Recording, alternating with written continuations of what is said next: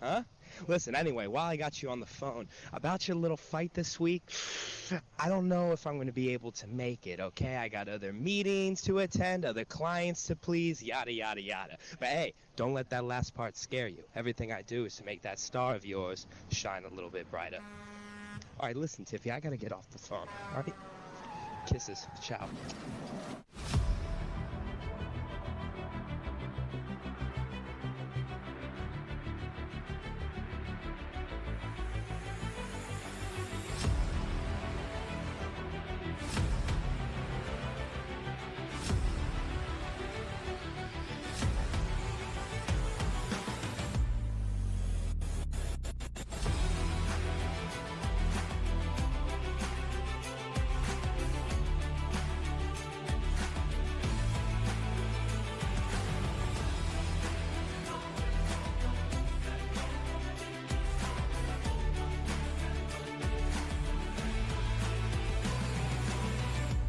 Wrestling as it's meant to be.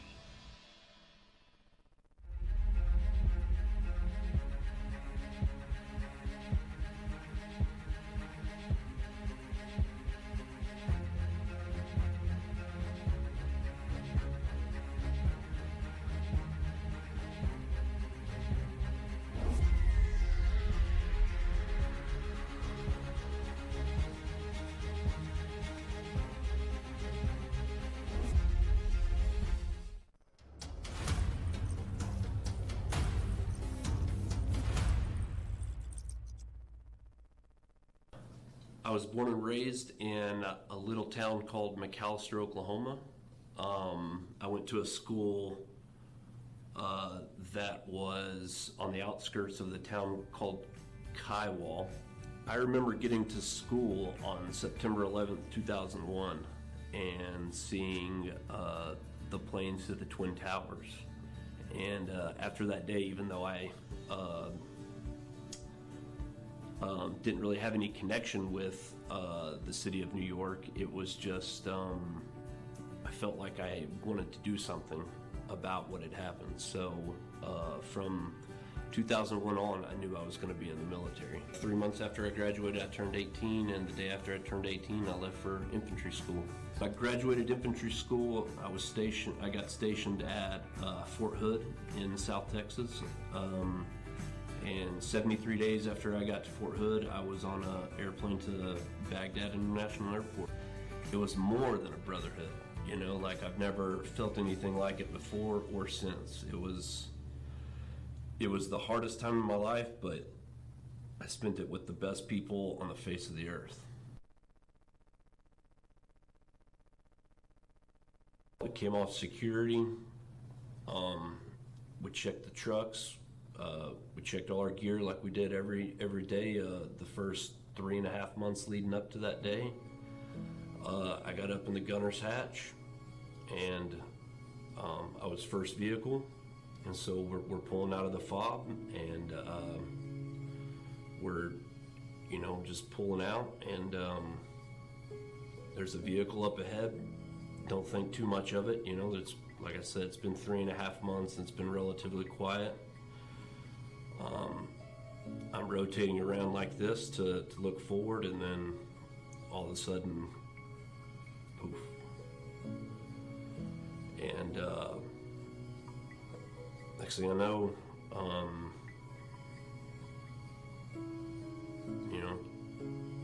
two friends of mine are gone, and at the time I didn't know what was wrong with me. It turned out later that I got a traumatic brain injury in the explosion, but yeah.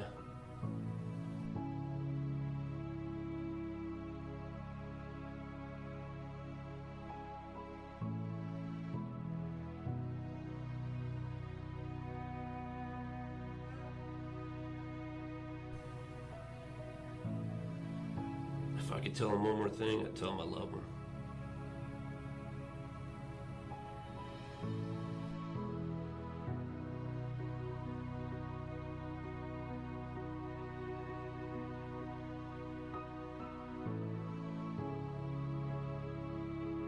It changed my life forever. changed the way I look at a lot of things. You know, before that day, I didn't have PTSD. I didn't have severe anxiety. I didn't have bouts of depression.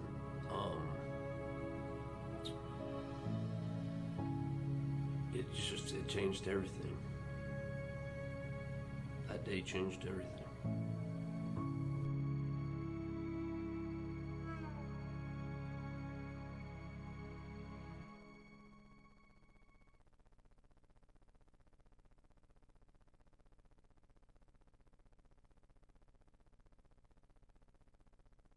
The first day was awesome. I remember taking off my boots and my socks, and I remember walking in the first patch of grass that I saw. You know, just to feel the grass between my toes. But very quickly, stuff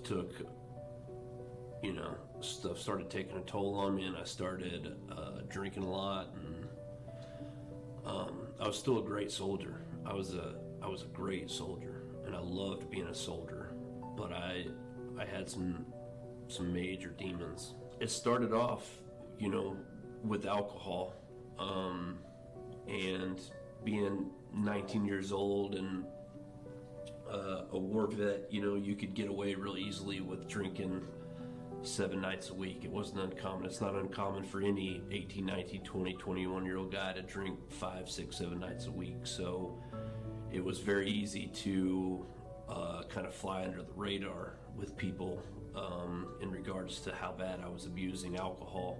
When I got that traumatic brain injury, I also disintegrated 2 discs in my back and 1 in my neck in the explosion. And so I went to the doctor, and they prescribed me Oxycontins. I quickly got addicted to the Oxycontin, and the doctor just kept giving them to me, and they started to not last me the full month. And then once that happened, I would buy some off the street. I went to my dealer's house one time when I needed some Oxycontin, and he said, "I'm out of Oxycontin, but I got this stuff called heroin. It's the same thing." He's like, "I even got a needle." Showed me how to pull it up, showed me how to shoot it, and from that day on, for almost 2 years straight, I shot up $100 a day of heroin. Rock bottom was going to rehab, my wife driving me to rehab for the 7th time. And this entire time, the other 6 times in this dark period of my life, she had always been like, it was never, "You're gonna get through this." It was always, "We are gonna get through this." I went to grab her hand, and she kind of pulled away, and it was the first time she ever did that. And she looked me dead in the eye and said, "Something's got to change." And that was December 17th, 2017, and I've been sober since that day.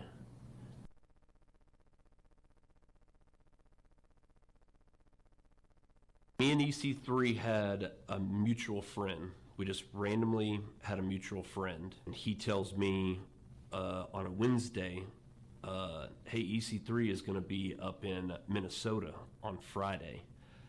And he gave me the address of the building that EC3 was wrestling in. I'm able to get myself into the locker room, and I go up to EC3, and we shake hands, and me, him, and Richard Holliday end up sitting on a leather couch in this locker room for 5 hours, just talking. And for 4 hours and 45 minutes, wrestling wasn't even mentioned. The last 15 minutes, we started talking about wrestling. And he was just the nicest guy. You know what I mean? Like, he wasn't EC3. He was Michael Hutter. I met him in the wrestling bubble, but it's always been a personal friendship. What makes Exodus so special to me is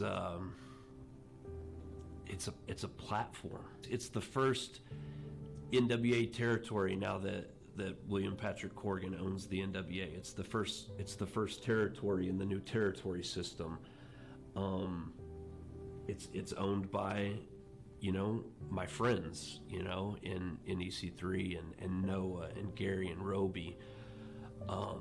Those guys have just given me a platform to be me.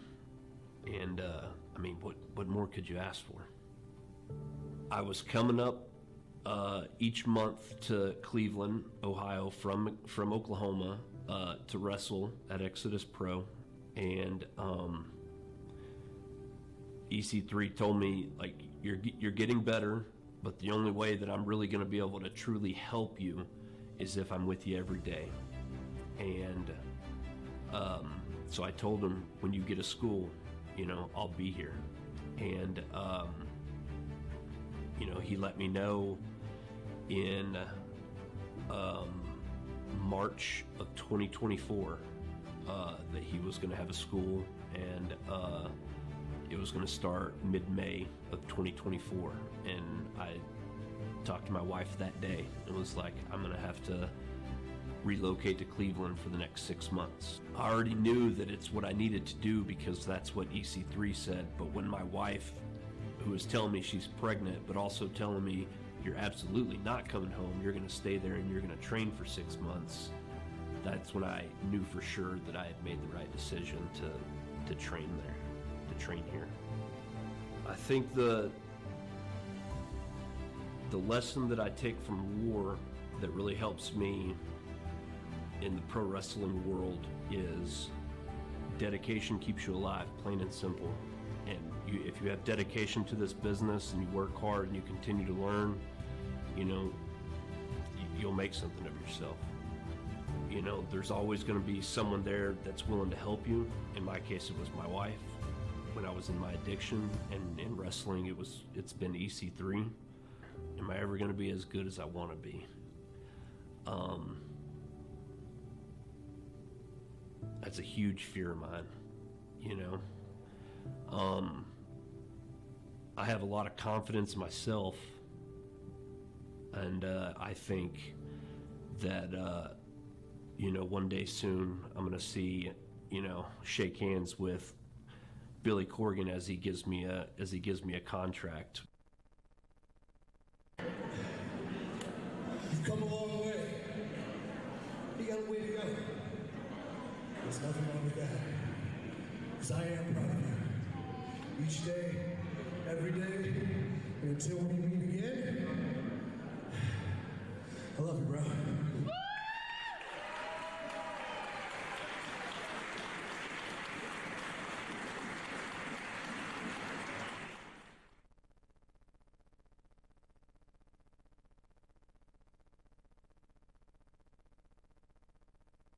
Me and my wife actually went to school together. We'd known each other basically our entire lives. We have a son, and then my wife's pregnant right now. We are expecting a little girl. I had to be a better person. You know, I had to show him, you know, how to be a man. And, you know, part of being a man is not giving up, you know, no matter what. And so that pushes me a lot in this sport, in this business, you know, because, you know, how am I gonna tell him, you know what I mean, that he can't give up on something, you know, if he watches me, you know, quit because I don't make it to the NWA, you know, in 6 months or, you know, whatever.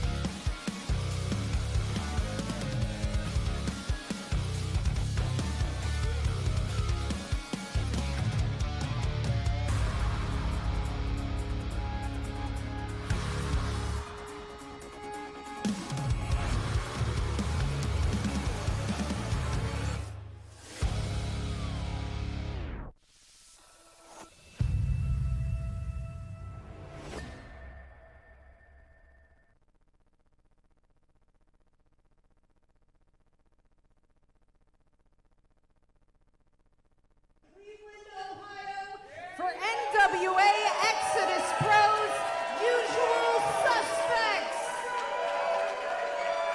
I'm your host, Amanda Casey. Joining me as ring announcer is the lovely Linda Kay. And please welcome our live commentary team. The Unchained King, Brandon Day. The guy with the bow tie, Josh Jonai. And Cleveland's own snack daddy, Stefan Johnson.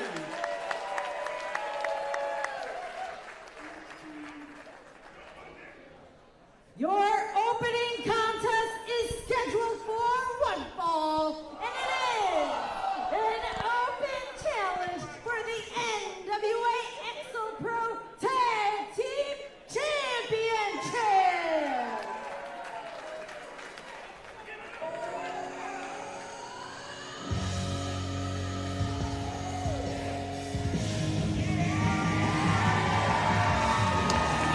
Introducing from Cleveland, Ohio, the reigning and defending NWA Exodus Pro Tag Team Champions, J-Rock Daddy and Rex Beauty, Major League. Ladies and gentlemen, welcome to NWA Exodus Pro Wrestling Usual Suspects.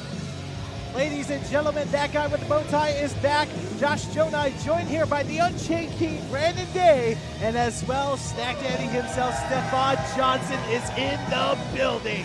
Guys, we are kicking things off with the NWA Exodus Pro Tag Team Champs, Major League, Rex Brody and J-Rock.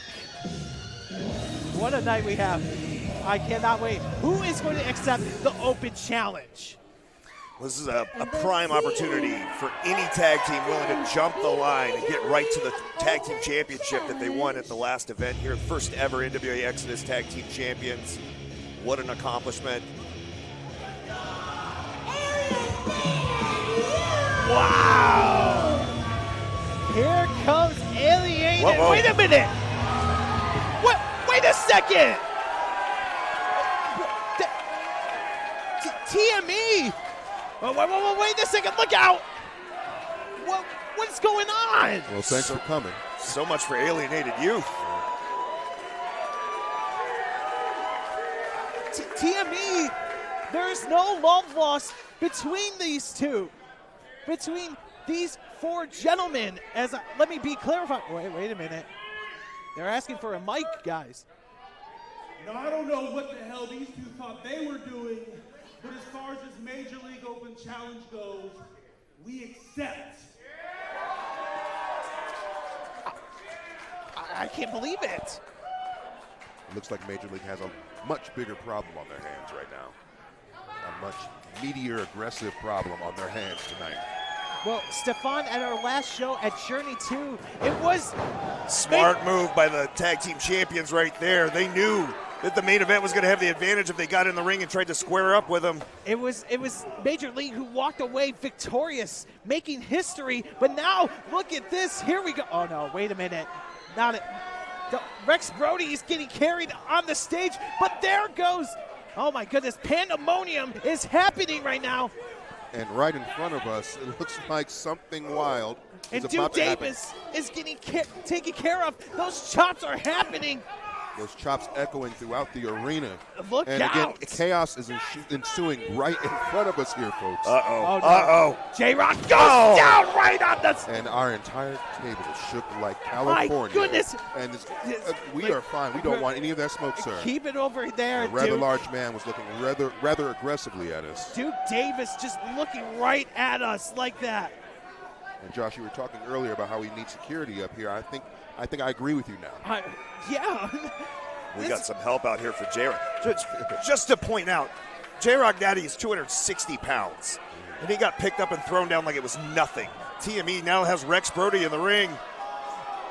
Well, let's not forget what happened at Journey 2, Brandon Day. What they did to J-Rock, sending him into the ring post. and now getting dropped right on the staging area. I mean, it's not comfortable. And then look at this. Not comfortable. Not comfortable. No, I'd say so. Real uncomfortable. But, there it goes. The bell has rung. Things are not looking good for the tag team champions right now. And Gannon Jones taking care of Rex Brody. And now poor Rex Brody having to deal with this flying solo, Stefan. Well, these gentlemen came out here with a rather just horrible mood. You saw him giving the mouth to the referee, and he just tossed that young man by his skull across the ring. I don't know what vendetta they have against these competitors here, but it seems like it's going to be a rough night for our champs. I mean, I can spell out the answer for that. They beat them and won the first NWA Exodus Pro Tag Team Champions last time, and they are not happy about it. Well, Gannon Jones and Duke Davis, they made a promise that they're going to be here at the tree lawn, folks. And, well, they lived up by their promise. Sure. And now here we go, the numbers game. I mean, this is like a 4-on-1, really, because think of TME, it's like two people in just one body. And then you look at the size difference alone, like just our champs taking on just one of these guys alone, I would have saw being a challenge, but then you got them both going full throttle at you with just throwing bodies. It's just a wild ride, off rip. And this is what a amateur stuntman Rex Brody is all about. But I mean, just getting so much damage right now. And then look at this, not even a traditional cover, putting a boot right on the chest. That may have cost him, Brandon Day. It might have, but at the same time, they can take their time now. I mean, they have the smaller man of the tag team champions in the ring. They're double teaming him. I mean, you look at Duke, that sleeve on his elbow is a knee sleeve for most people. And he's got it on his arm. That's incredible. And like you mentioned, Brandon Day, I mean, they got the smallest man being Rex Brody. I mean, J-Rock, got carried out by two officials. And now poor Rex Brody.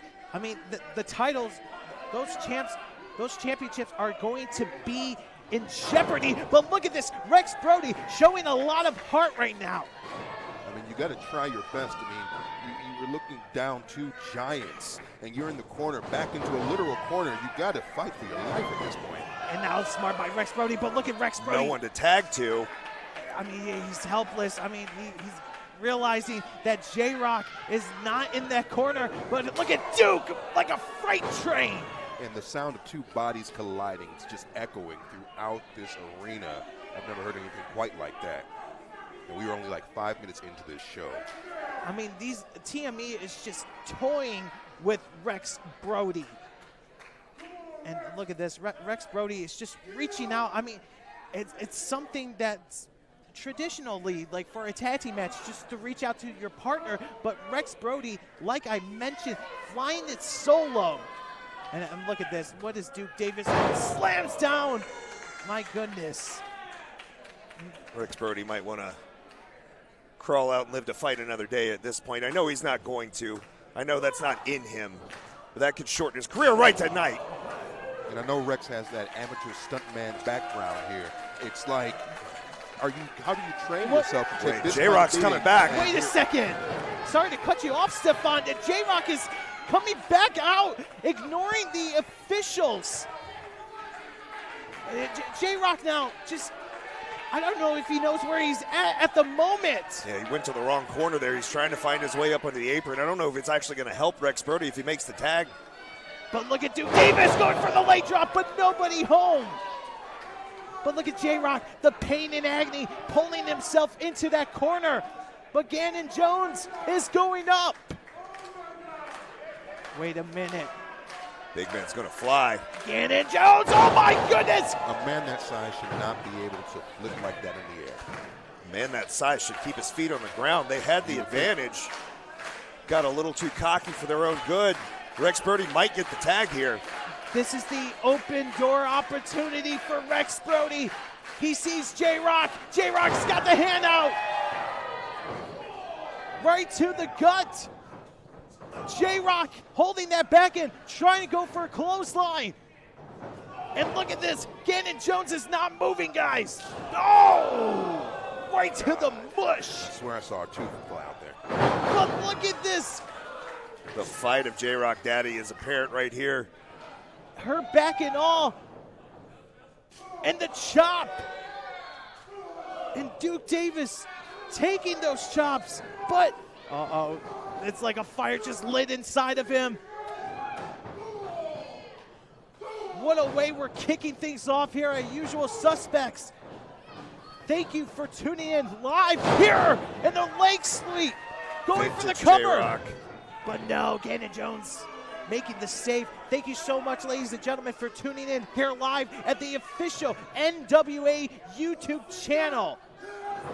Oh, wait a second. Gannon Jones is down thanks to Duke Davis. J-Rock using that height disadvantage he had, turned it into an advantage. Oh, but it caught up to him, Stefan. Duke Davis makes sure. Oh, and using J-Rock's line against him. Has to use that lower Small center package. of gravity. There we go. But no, a kick out. You know Major League wants to make lightning strike twice here tonight. And there's that tooth I thought I saw before. There we are. But Duke Davis now colliding to that top rope. Oh, wait a second. Duke Davis now on the outside. Tagged by Rex Brody. We've seen this before. The official stuntman. Oh, but the hurt back, Brandon. J-Rock can't do it. But look at this. A drop kick taking Gannon Jones. Wait a second. Rex Brody's directing traffic. No. Oh, no. Oh my goodness, and look at J-Rock taking down TME, a 2-for-1 special. That's a landslide hitting you in 4K. But look at Rex Brody, guys. High rent district. Brody, oh my goodness! A plancha! Bodies strewn everywhere. Major League literally throwing everything at TME to retain the Exodus Pro Tag Team titles here. They know what's on the line. I mean, they made history at Journey 2. They want to make sure their reign continues. You can tell how bad they want it. I've known J-Rock for a long time. I've battled him many times. I've never seen him leave his feet like he just did. But as you can see, Rex Brody helping out J-Rock to put Duke Davis on the top rope. But would this pay off is the question. I mean, he loves to go up for that top rope superplex. Is he going to be able to hit it on a man that size? I mean, guys, look at the humanity we have on this corner. Like this superplex, it can't end up. Wow, connects. And you got to wonder who got the worst of that. You got a point there, Stefan. But look at this, Gannon Jones holding on to Rex Brody. They can't capitalize on the superplex now. Oh man, look at big this. shots from Brody right to the ear. But look at J-Rock taking Gannon Jones down. But oh no, the boot to the face. But here comes Rex Brody. No, my goodness! Speared in half. It was instant. It was instant. Oh no, Rex Brody is down. This has got to be it, you guys. And down goes Rex Brody again. New tag team champions here at Exodus Pro.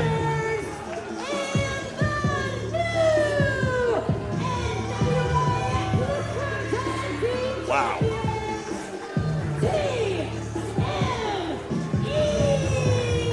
Well, it looks like they came in wanting to get their stuff back, and they came and did just that.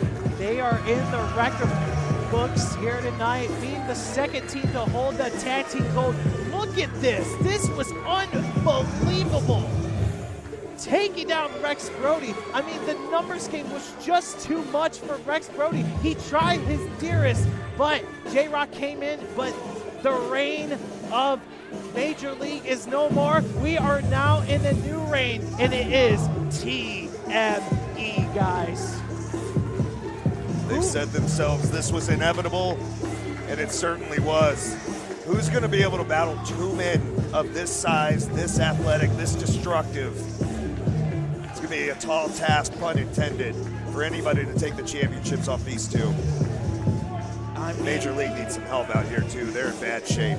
They truly are. I mean, it was unfortunate, but it was smart what the former champs were doing. They took care of them here on the staging area, but this is a new era we're kicking off for Exodus Pro.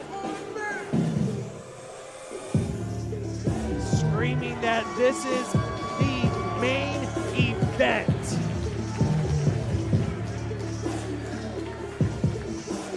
But man, I mean, J-Rock, I mean, he definitely needs some help. I mean, goodness gracious. I know you want to help your partner, but J-Rock probably just should have stayed in the back. His lower back was already torn up, and it looks like he's having trouble walking at this point. So you got to think of what condition he's going to be in after tonight.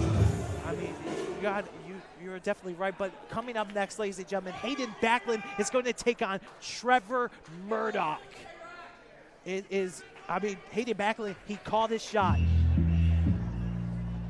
against Trevor Murdoch. So you ask, you shall receive. You don't call out a tough guy like Trevor Murdoch and he doesn't show up. The following contest is scheduled for one fall.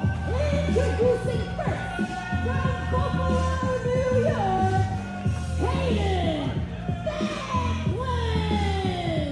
Well, Brandon, remember at the last show at Journey 2, Hayden Backlund faced Cal Hero. He came off short, but now he wants to poke the bear of Trevor Murdoch. I don't know if that's wise of him. I don't think it's wise to pick a fight with Trevor Murdoch no matter what state of being that you're in. But here's the thing with Hayden Backlund. He doesn't care. He's a jerk. He's arrogant. He's sleazy. And he's never going to change. So it doesn't matter who's in the ring with him. He's going to be the same guy either way. But he's got a big task in front of him.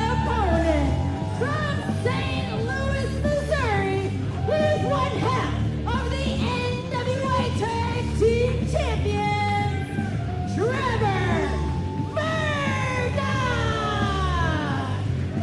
One half of the NWA Tag Team Champs, Trevor Murdoch, a former NWA Worlds Champion, and not to forget a former World Tag Team Champion as part of the WWE. But this man, Trevor Murdoch, being trained by Harley Race. Of all people, you know how ruthless Harley Race could be. Oh, absolutely. The learning tree under Harley is legendary, and Trevor comes directly from that learning tree. Spoke to Trevor earlier today. He's looking great. He's slimmed down, lost some weight, getting in the gym. A lean, mobile Trevor Murdoch is a dangerous person to deal with. And now look at this, Hayden Backlund being the nephew of Bob Backlund, a Hall of Famer, I may add. And yes, Harley Race, a Hall of Famer as well. But here we go. Hayden Backlund, the bell has rung. Trevor Murdoch just staring a hole at Hayden Backlund. I gotta say, I'm a little worried about Hayden because with young Caddy out here wants to do all of the shuffling and whatnot.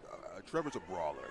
Trevor's not here for the games. He wants to come, get paid, win, and leave. That's a great point, Stefan. That's exactly what I was going to say. It's such a contrast in styles. Hayden Backlund with the background of the amateur wrestling and the submission grappling. Trevor Murdoch's just going to punch you in the face. Right. But here we go. I don't know why Hayden Backlund is just smiling like he's walking into the park. He realizes who he's in the middle of that ring with. I don't think he does, to be perfectly honest. I think he thinks he's on top, and reality has no bearing on what he feels whatsoever. Trevor might hit him in the face with some reality here soon, though. I was gonna say all that talking. I don't really know how that's going to work out for you when you're in the ring with a guy like Trevor. Trevor having a little fun here himself, it looks like. Look at this, the quickness of Hayden Backlund, but Backlund now going on the outside. And I don't know if this is... It's a smart play. It's a smart play from Backlund. You get a big man like Trevor moving at you, get out of the way. Well, I don't know, because I would think the only thing that Braden would have in his favor is the youth. Maybe try to gas the guy out. Don't let Trevor catch his breath. You know, stay on him if you're going to do anything. Gas him out. Might have heard you. Look, he's actually trying to bait him back into the ring. Yeah. And now it's a little cat and mouse action between these two. And Trevor Murdoch going back in the ring. But look at Hayden Backlund just going for the attack right onto Murdoch. Oh, look at this, up and over. But Hayden Backlund. Trevor's tearing up for something. He's winding up. Oh! I felt that in my spine. There's that reality we were talking about. He just got checked. Right. And that young man is watching his life flash before his eyes. Chop back to reality. Nope, there's no gravity, guys. Oh! Oh, man, I don't know if Hayden Backlund is going to regret this now. I mean, you asked for this, Hayden. You poke the bear, and this is what happens. You ever see a man beat another man so bad, you see the big guy start to feel bad about it? I think I saw a little bit of Trevor have that in his eyes. He almost feels bad for what he foresees. He's about to do this, gentlemen. Well, you said with Brandon today, so yes, I have seen him do that, so yes. Yeah, a little bit. But shots like that, though, I'm glad I'm on commentary tonight. Ooh. But I'm also not stupid enough to try to go toe-to-toe with Trevor Murdoch and call him out, like you said, poke the bear. And look at this, Hayden Backlund, he's immediately regretting this, and there goes that forearm strike to the face. Uh-oh. Oh! I'm going to tell it to the fans, no, this is not a souvenir to take home Hayden Backlund. I'm sorry, guys. Beating that man so bad he fell into another grown man's lap. He just lost all control of his bodily function. Oh! And now look at this, Hayden Backlund right targeting to that leg. And drilling. Oh! That's the third time he's gotten into the hamstring in the back of the leg. Oh! Of Trevor Murdoch. He's clearly got a game plan.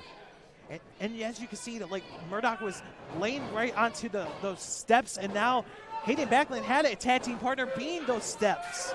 Gotta chop the tree down sometimes. Take down the oak. And now Hayden Backlund making sure that he's going to weaken Trevor Murdoch. I mean, that's a smart strategy that Hayden Backlund is playing, targeting the leg, and there goes that snap DDT. Went low, then went high. Leg on the rope. But look at this, Trevor Murdoch, I mean, having that in-ring experience pay off, knowing your surroundings, being around the ring, that rope break is always an advantage for the opponent who is getting pinned. Great ring awareness by the former Worlds Heavyweight Champion. Always knowing when you're in that ring. I mean, the thing is, I mean, Trevor Murdoch, he does vest an interest in future talents of the NWA. And with that interest comes bending them in the ring. But Hayden Backlund making sure that he's just going to stay on target. And now here comes Backlund, but nobody home for that. Hit his head right on the turnbuckle that time. Ooh, nice elbow strike by Murdoch. And now taking down Backlund twice in a row. Ooh! See, I think Hayden needs to realize all of that fancy stuff needs to go out the window. He went for that baseball slide, thinking he was going to double back to Trevor, and Trevor just cleaned him. And he needs to know that this brawling style is what he's up against, and he needs to try and reciprocate some of that. And it was a little risky of Trevor Murdoch using that big boot, but now he's getting some blood flowing into that leg. He is climbing to the top. What is Trevor Murdoch thinking here? Here comes Murdoch taking down Backlund. Put his head right into the mat. And that's it. Look at his eyes. Here's your winner, Trevor Murdoch! A word of advice for Hayden Backlund. Do not call out Trevor Murdoch, because look at that bulldog connecting. Top of his head right into the mat, compressing the spine. I mean, this was also Trevor Murdoch's debut here at Exodus Pro, and what a debut it was. Absolutely. Beat Hayden Backlund's chest bloody with those chops, forearms, and elbows. But give it up to Backlund. Lesser men would have been down in half that time. And now Trevor Murdoch victorious here tonight. Hayden Backlund, I mean, it is unfortunate, but look at the eyes of Hayden Backlund. Oh, wait a second. I mean, Hayden Backlund, I don't know if he realizes what just happened. The 1, 2, 3 has happened, Stefan. Son, you need to take your L and go home. Just don't make a fool of yourself out here.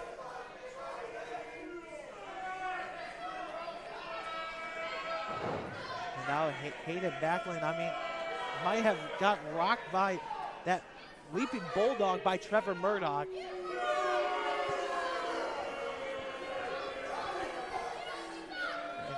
And Hayden Backlund, not happy with these fans. I mean, but hey, the show is going to go on because up next, the strap match. The following is a strap match.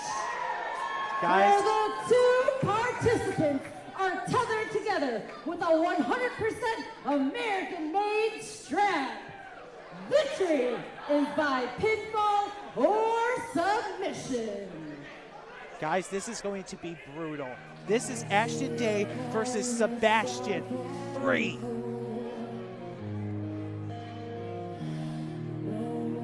The Ultra Star taking on the master of the canvas. Like you said, match 3 in this series. Ashton won the first, Sebastian with the second. Who's going to take home the rubber match?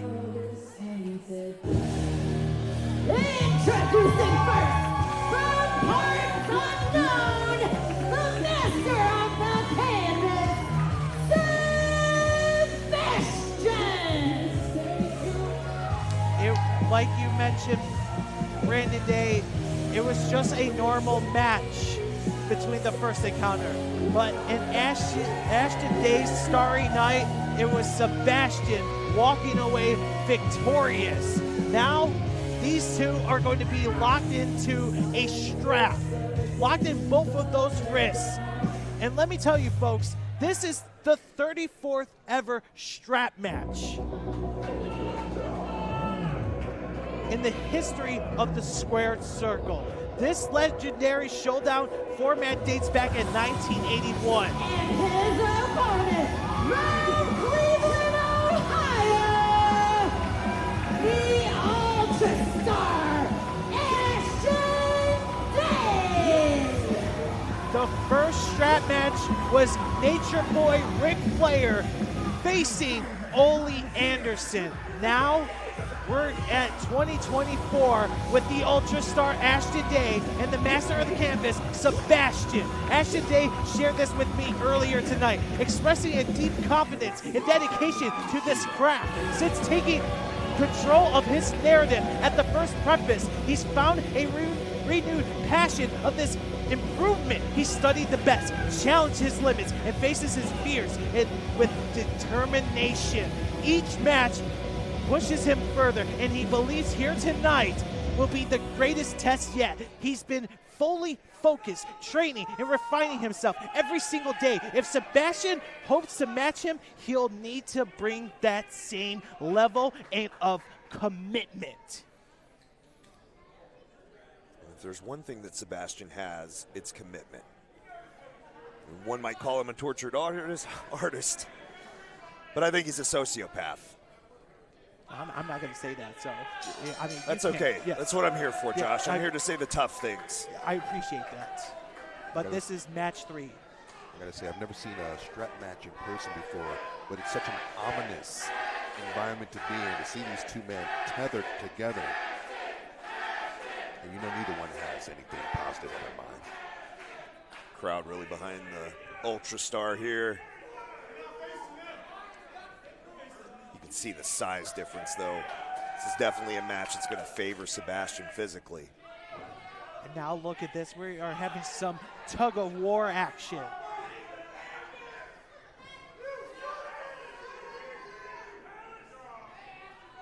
And now, first shot was fired, but now Ashton Day making sure, and this is what's restricted about having a strap, and my goodness. Well, Sebastian, Stefan, should I say. Stefan, welcome to Exodus Pro. Welcome to your first ever strap match right now. No, I always appreciate the invite to lend my voice to this wonderful organization and to be a part of this legendary match here. It's an honor. I appreciate it. Ashton Day's got him all tied up. I mean, Brandon, I got to know, like, what's a good advice for both of these guys with the strap? I mean, having a strap as a weapon like that could have a advantage and a disadvantage. Well, certainly, because you can use it against your opponent, but they can use it against you. The thing that just happened just a moment ago was it got tangled up in the legs of Sebastian. And I've been a part of many dog collar matches in my career, undefeated, by the way. And it's the same type of strategy. You can't get but so far away from your opponent. Your arms and legs get tangled up in what's connecting you, and then you can use it as a weapon against your opponent, and anything goes. Wow, and look at that. Sebastian with the drop kick, and as the lovely Linda Kay explained, that this match will end either a pinfall or submission. And now, oh, wait. Right, here's a good example of how you use that strap. He's got him on the other side of the post. Wait a second, what is Day got in mind? But there we go, Ashton now making sure, but down goes the Ultrastar. Sebastian knows exactly what he's doing here. Oh, just that restriction. Oh, no! Yeah, that was a good one. And like you mentioned, those advantage and disadvantage, Brandon Day. And now, oh my goodness. Almost defenseless there because he's tied to the strap. He can't even get his arms up to defend himself. You got to imagine with this kind of match, you have to be flexible because if you're a high flyer, oh my God. If you're a high flyer, you can't really do the aerial you want because you're tied down. And even if you're a power guy, your movement is restricted because you're tied to the other man here. You got to like work around it. Absolutely. Knowing your surroundings is always the key factor of the strap match. I mean, being so restricted, and now those battle wounds of Ashton Day is now showing. And I don't think Day's 100% from the last battle that they had. I mean, he got beaten within an inch of his life. He attempted that coast to coast and injured himself in the process. Going for the cover.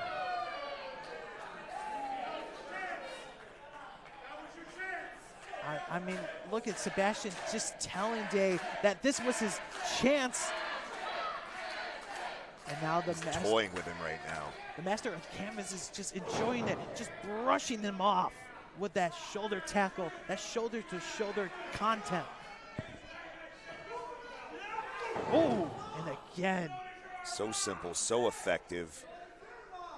And Day just, the wear and tear is happening, but Ashton Day is not going to give up just yet. Oh, wow. My Lord.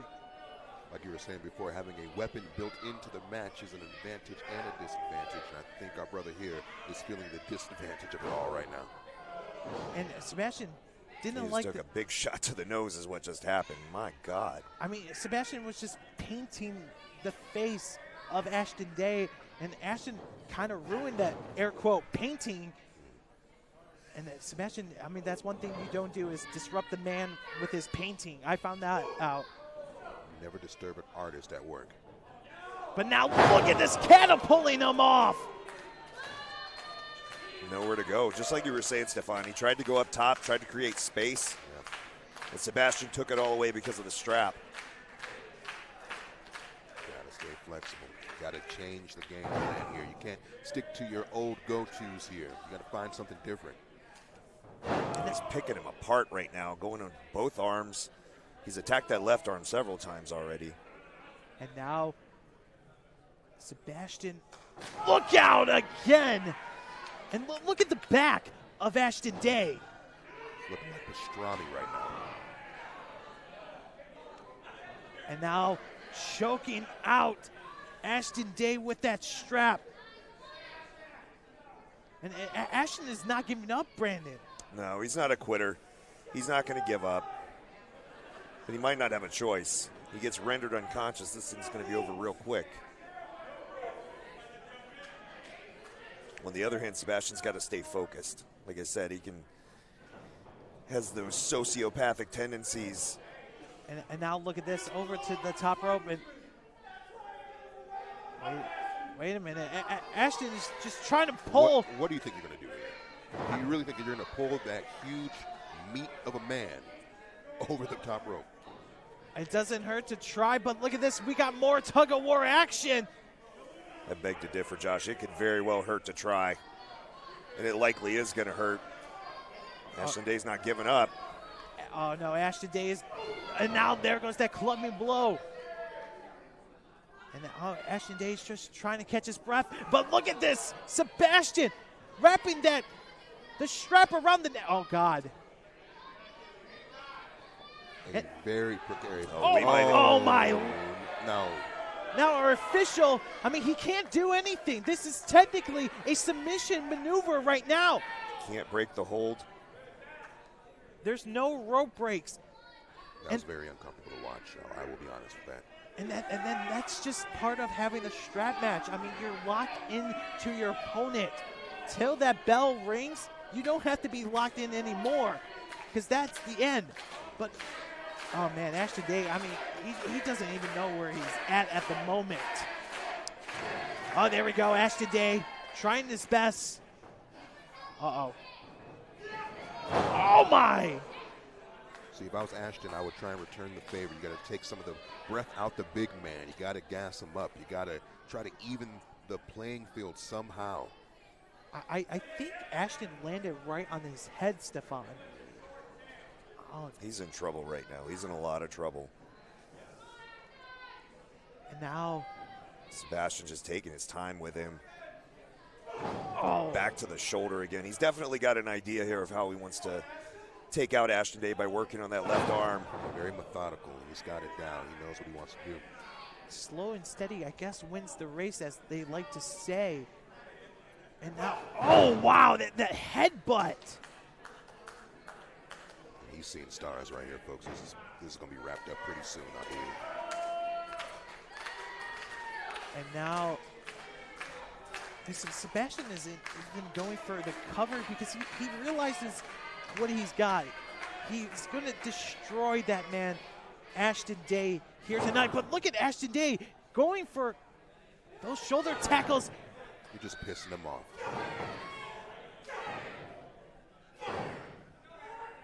And again, using his own injured shoulder. And they're going for the super kick, getting caught. And again, the super kick retaliates. Down goes Sebastian. Right on the chin. This is his moment. He's got to capitalize now. He's not going to be able to take that much more punishment.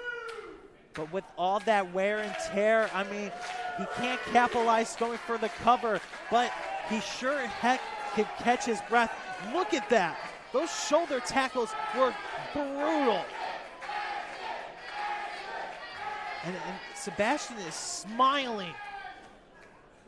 But Ashton Day is back to his feet before that man. Sebastian can fully get back to his feet, but now these two are exchanging. We are having a fight night here tonight. But a headbutt. We don't have to worry about rounds, as I like to say. Yeah, no buffering either. But that headbutt. And now there goes Ashton Day, realizing that he can use that strap. It's the first time he's really been able to take advantage of it. Capitalizing the opportunity, and there goes that drop kick. You got to try and keep the big man off his feet. He gets that height advantage over you. It's going to be hard to come back. And as you can see, Sebastian is holding that shoulder, but Sebastian back to his feet as quickly as possible. And no, wait a minute. Here comes Ashton Day, the kick to the face. Down goes Sebastian. And now, almost a shining wizard there. This might be his moment. We've seen this before, Brandon. Ashton Day going to the top. Here comes Day, up and over. the Daydream, and that's all she wrote. Incredible performance.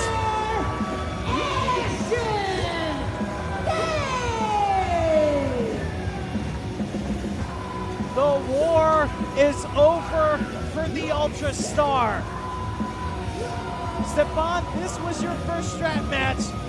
You gotta say, it was intense. This was a brutal competition between two men that I didn't think that this was going to get so deep, but here we are, folks. That was intense and tough to watch at times. The Daydream has put away Sebastian. But the question is, what is going to be next for Ashton Day here at Exodus Pro? At the same time, how is someone like Sebastian going to be able to recover from a defeat like this? He was in such control for the majority of the match. Ashton Day wouldn't go away. And Ashton Day showing the effects of that strap match. But he's going to make sure that he is going to continue. Folks, thank you so much for tuning in. We are having one heck of a night because, as you know, the All-Star Triple Threat match, it's going to be a big one. But we are going to send it to the lovely Amanda. Wild start to Usual Suspects. But now I would like to bring out not only the first sponsor of Exodus Pro, but now official trainee, ladies and gentlemen, Mike from State Farm.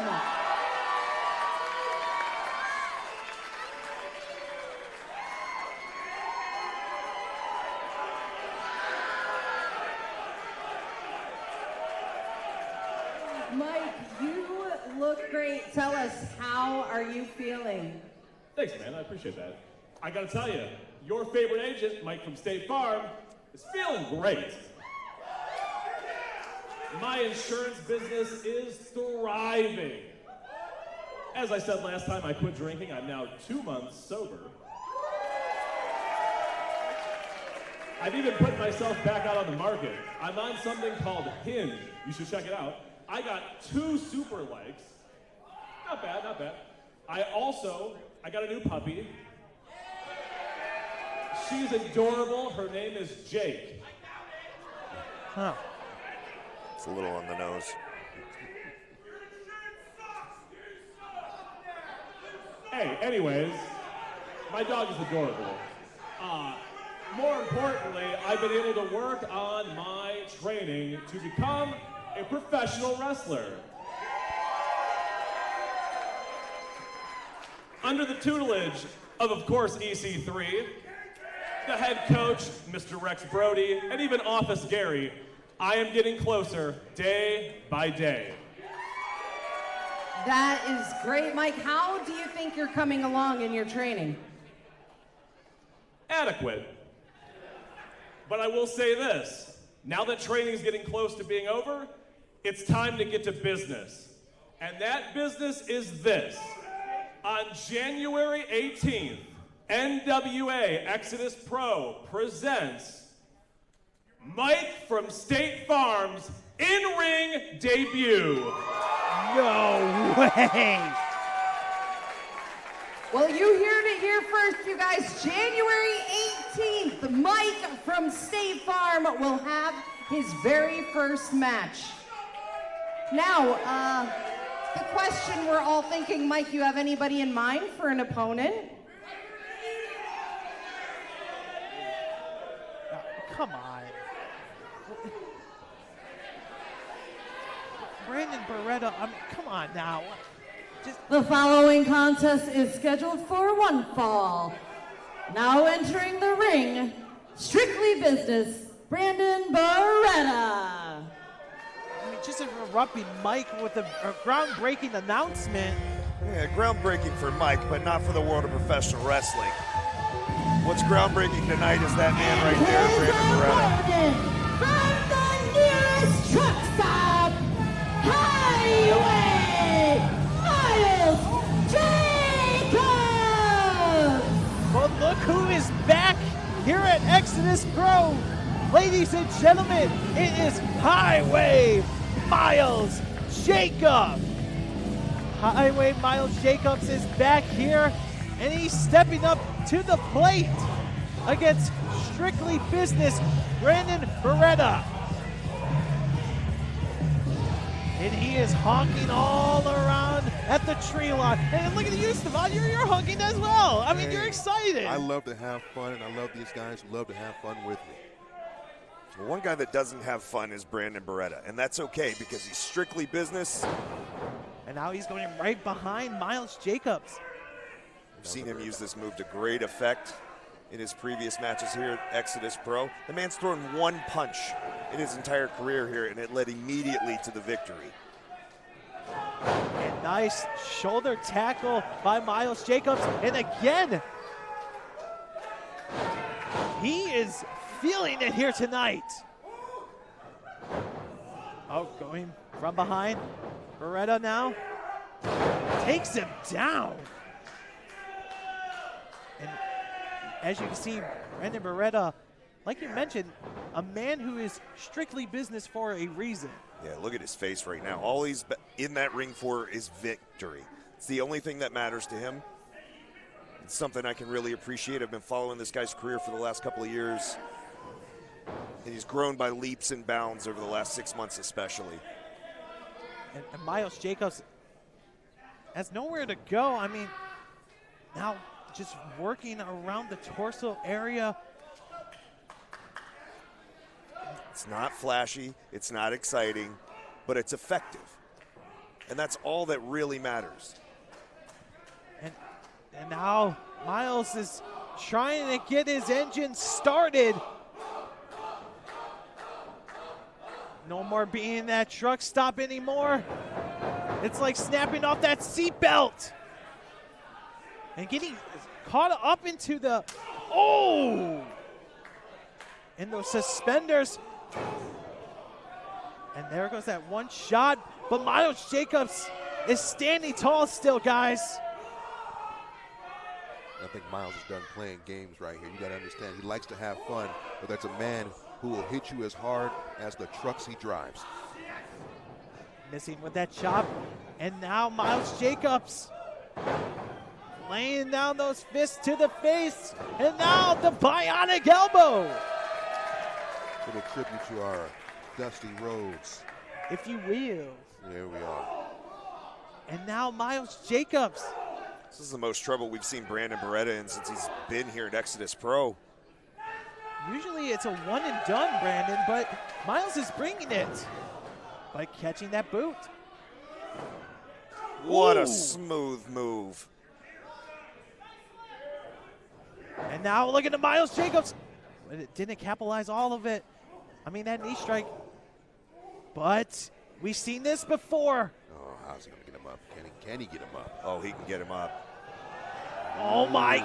Wow. Fantastic bridge. That's it. He had to crank it, but he got it. Here's your winner, Brandon Beretta. That fisherman suplex, that is it. And now Beretta, I mean, got all of it. That to Amanda for a second. Brandon. I mean, strictly business. So this was your biggest challenge yet. Is there anything you'd like to share? No. Simple. Okay. I love this guy. So you're now undefeated at Exodus Pro. How does that make you feel?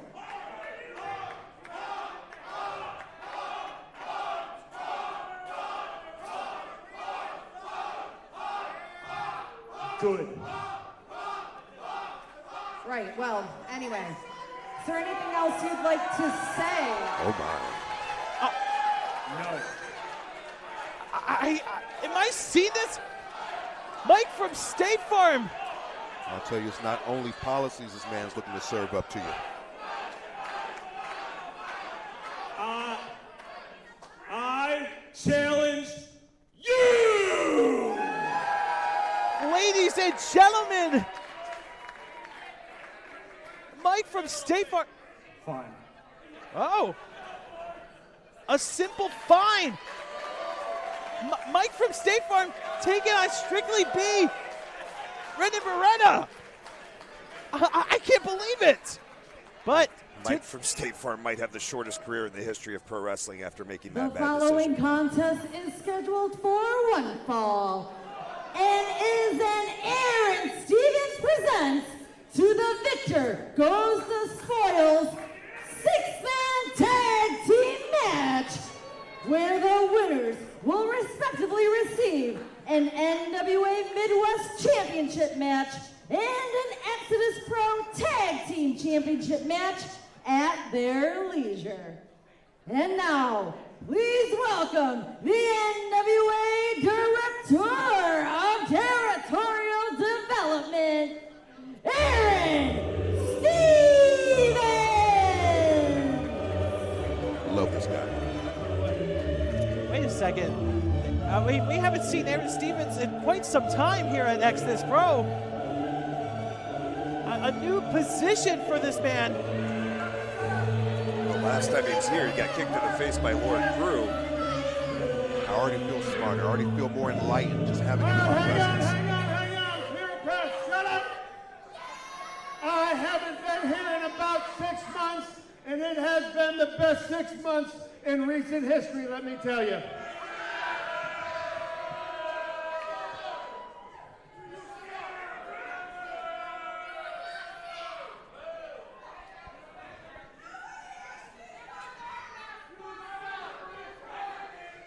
I am here to present, shut up! I am here to present the Aaron Stevens to the victor. Shut up! Let the man talk and he might teach you a few things. I mean, the Exodus fans won't forget what this man has done at Exodus Pro. I mean, he bear-napped a groovy grizzly. I will have you know that I am the official Director of Territorial Operations for the National Wrestling Alliance, and you all should show me the respect that I deserve.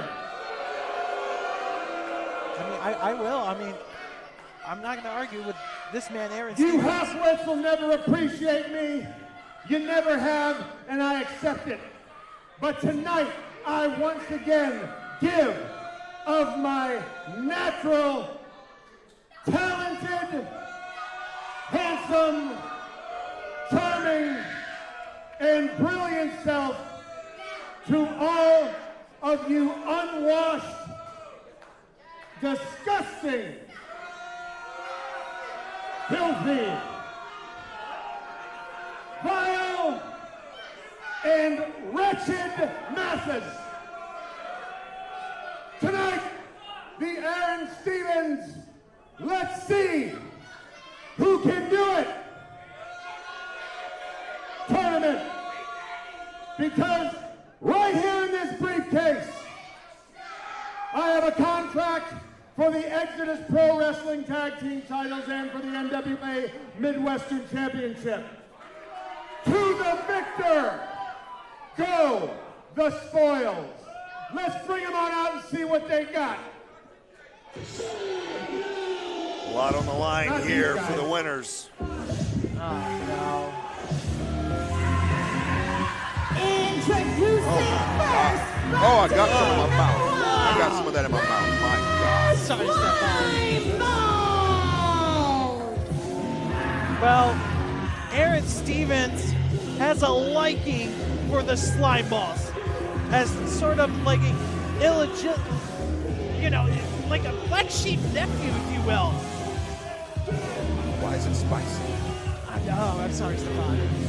I'm sorry, Stefan. I mean, these guys are nasty. They're vile. I mean, thank goodness I think they forgot about me, which I'm happy about. I don't have to deal with getting a swirly. I don't have to get water dumped on me.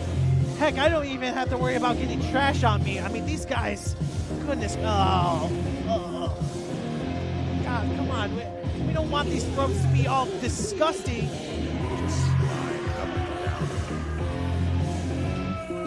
But as Aaron Stevens mentioned, the victor of the spoils The winner receives a Midwest Championship match and a Tag Team Championship match as well. And their tag team partner is the most successful man in pro wrestling, Carson Drake. Well, I guess Carson Drake didn't forget about me. I mean, let's not forget at Journey 2 what this man, Carson Drake, did. He walked out on the slime balls. Carson Drake is for Carson Drake, and that's what's making him successful right now. He's young, he's brash, he's athletic, he's talented. When I first saw him a couple years ago, I knew he was going to be a star. I didn't realize it was going to be this fast. He's going to do what's best for him, and right now it's coming out here with the slime balls. If it's better to leave them, he'll leave them high and dry, and he won't think twice about it. Well, what this man, Carson Drake, has said to me, that friends have some falling out, but family, they can fight once in a while because slime is thicker than water. Oh, isn't that cute? And look at this. This is an eclectic group, to say the least. Accompanied to the ring by the Groovy Grizzlies, the team of Lord Crew, Man Bob Jesus, and Sam Beal. And Lord Crew, Sam Beal, and Man Bun Jesus. They got the Groovy Grizzlies with them. So it looks like the group of guys who were trying to sell me things under the bleachers in high school. I mean, Aaron is not happy to see those Groovy Grizzlies. I mean, they will never forgive or forget for the bear napping.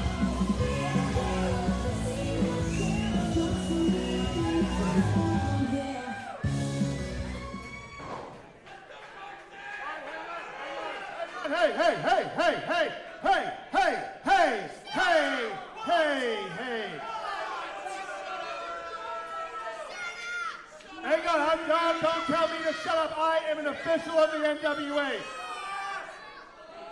I pulled a few strings. And yes, this match is going to happen right here, right now.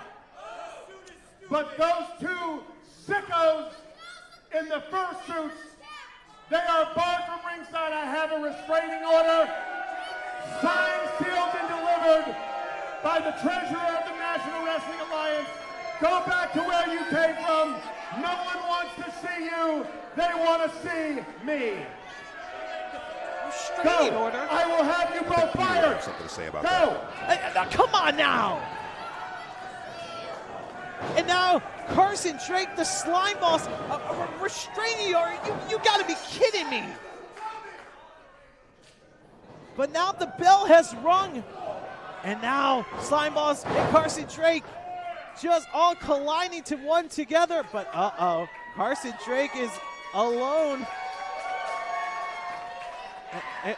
Carson's just... He's on muscle memory right now. And down goes Carson Drake. I mean, Carson Drake has had, like you mentioned, Brandon Day, outshining everyone here, but here comes Man Bun! And now Man Bun Jesus getting in the face of Aaron Stevens, and Aaron Stevens making sure, rushing to the stage. I mean, he's got a restraining order on the Groovy Grizzlies. And as you can see, that briefcase is what those 6 competitors are battling for. Only one person will walk away victorious in the 6-person tag team. And Beal is just Bealing Sage. I see what you did there. Thank you. And now goes Sage again with the spine buster. And now Sam Beal making the tag to Man Bun Jesus. Man Bun Jesus went on the official Instagram page of Exodus, but Tommy just making a quick tag.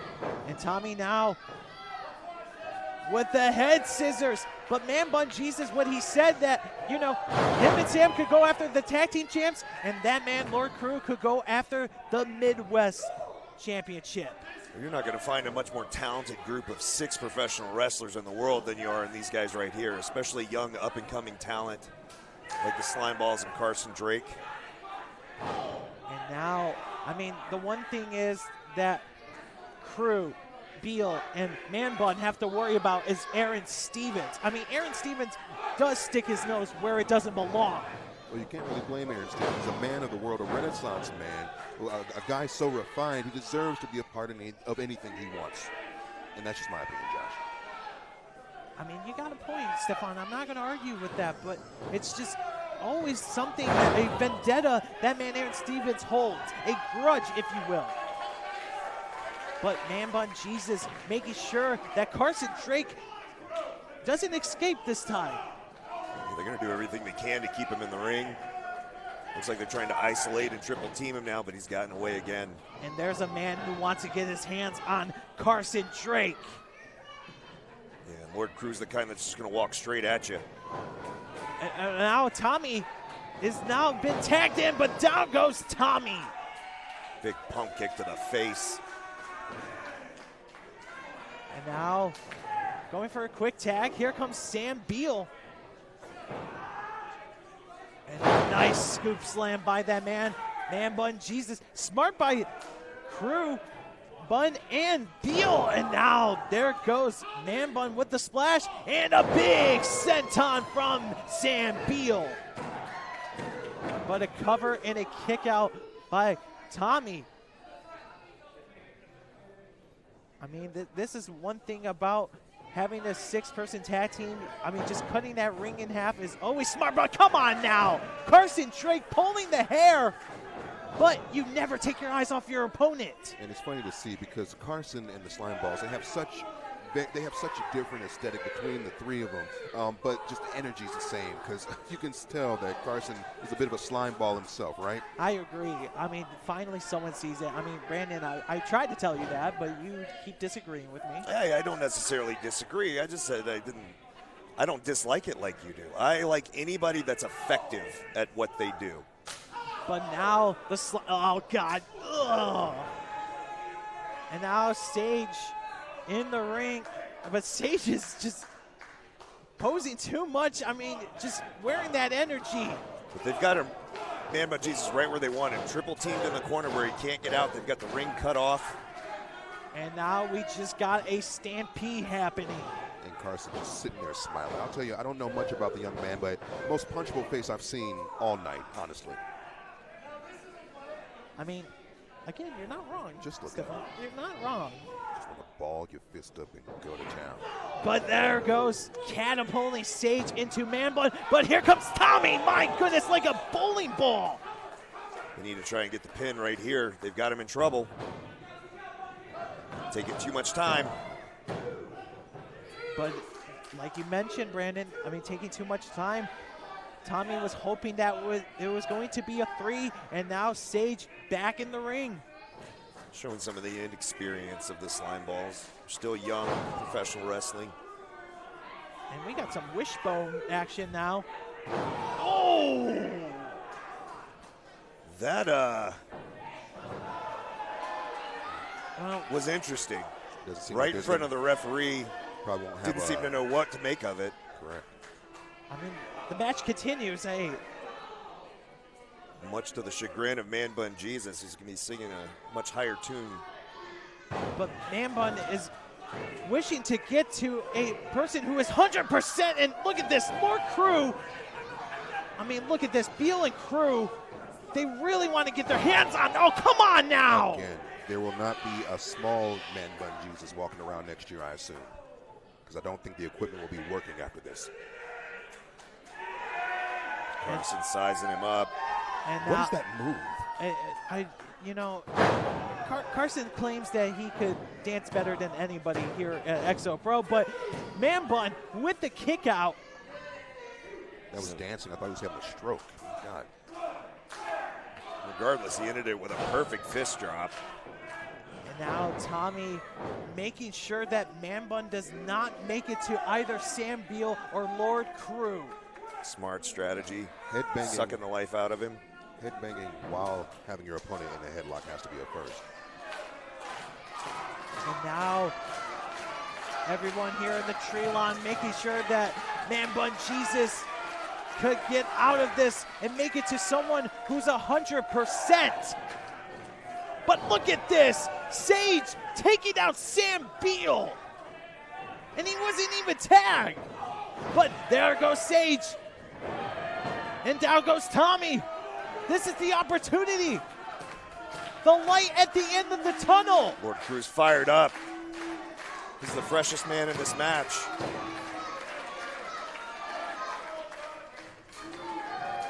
And here comes Lord Crew. That discus. And now goes Carson Drake. Lord Crew is taking care of the slime balls here tonight. And down goes Carson Drake. Getting rocked right there. And finally, Lord Crew is getting his hands right on Carson Drake. Bare knuckle berserker living up to his name. The merciless one. Up and over goes Carson Drake. And there goes Sage. Oh, well, down goes Sage into Tommy.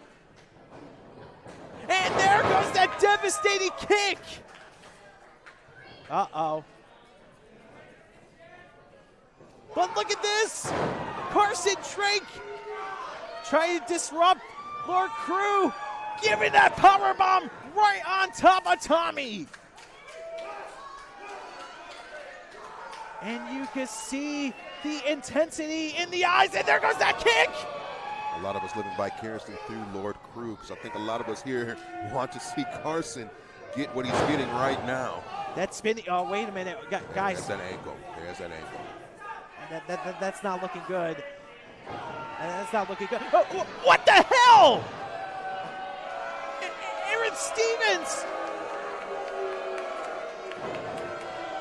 Come on now. Guys, I believe Aaron must have had a really good reason to do what he just did. I don't want us to judge him too hastily right now. And down With goes the best reason, these guys are going to get the win. That's it. Here are your winners, the Slime Ball and Carson Drake. Sometimes you got to do what you got to do to protect your asset. That's all I'm going to say.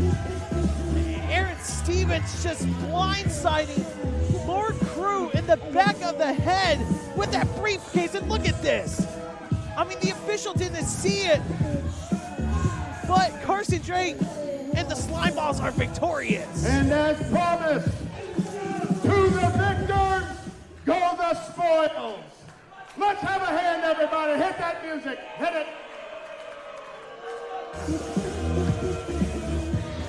Well, the victor does go to spoils. It is Carson Drake and the Slime Balls.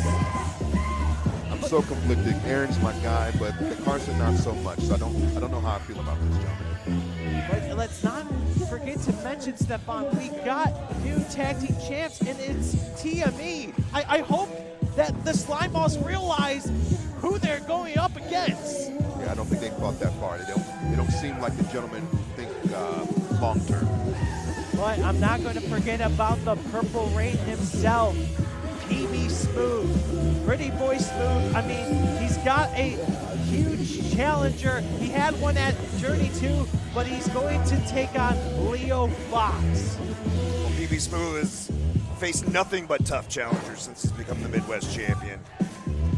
Tonight's going to be a special night. You were one of them who faced Pretty Boy Smooth. Yeah, we don't need to talk about that. Ladies and gentlemen, I cannot believe, folks, remember this, do not go anywhere. More NWA Exodus Pro action is going to happen here at Usual Suspects. I see it, Carson.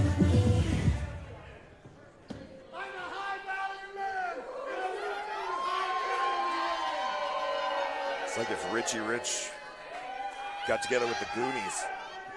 Richie Rich was a jerk, and the Goonies were born in a dumpster. Ladies and gentlemen, it is now time to take a brief 20-minute intermission.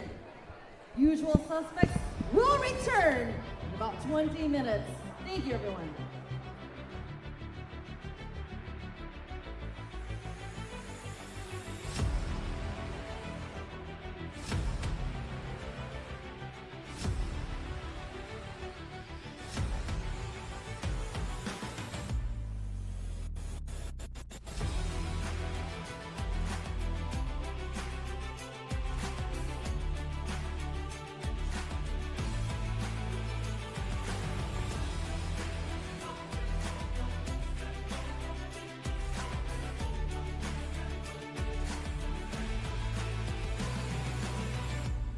wrestling as it's meant to be. At the tone, please record your message. When you have finished recording, you may hang up or press 1 for more options. Listen, Tiffy, baby, I've been on the phone with Hollywood all week. They'd love you. Scorsese wants you in his next film. How does sharing the screen with Leo for 9 seconds sound, huh? Listen, anyway, while I got you on the phone, about your little fight this week, I don't know if I'm going to be able to make it, okay? I got other meetings to attend, other clients to please, yada, yada, yada. But hey, don't let that last part scare you. Everything I do is to make that star of yours shine a little bit brighter. All right, listen, Tiffy, I got to get off the phone, all right? Kisses. Ciao.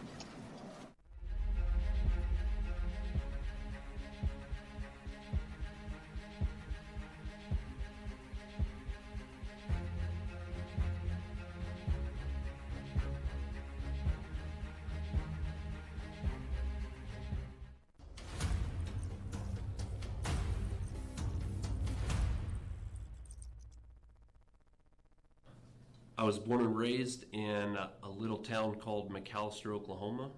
I went to a school that was on the outskirts of the town called Kiowa.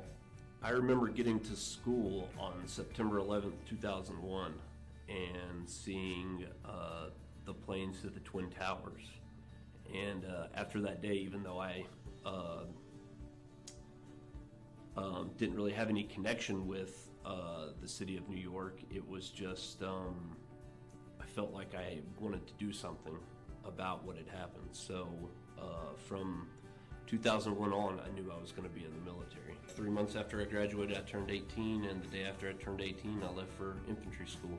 So I graduated infantry school. I got stationed at Fort Hood in South Texas. And 73 days after I got to Fort Hood, I was on an airplane to Baghdad International Airport. It was more than a brotherhood, you know, like I've never felt anything like it before or since. It was the hardest time in my life, but I spent it with the best people on the face of the earth. I came off security, we checked the trucks, we checked all our gear like we did every day the first 3.5 months leading up to that day.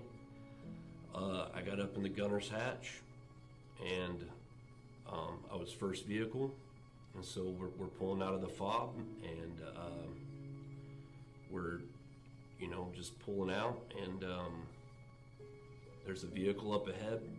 Don't think too much of it, you know. There's, like I said, it's been 3.5 months and it's been relatively quiet. I'm rotating around like this to look forward, and then all of a sudden, poof. And next thing I know, you know, 2 friends of mine are gone, and at the time I didn't know what was wrong with me. It turned out later that I got a traumatic brain injury in the explosion, but yeah.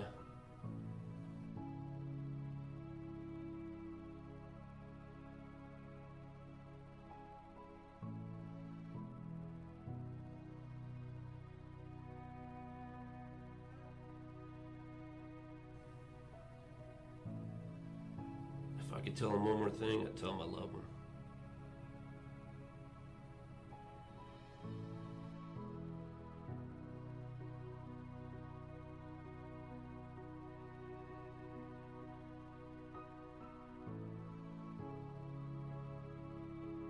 It changed my life forever. It changed the way I look at a lot of things. You know, before that day, I didn't have PTSD, I didn't have severe anxiety, I didn't have bouts of depression.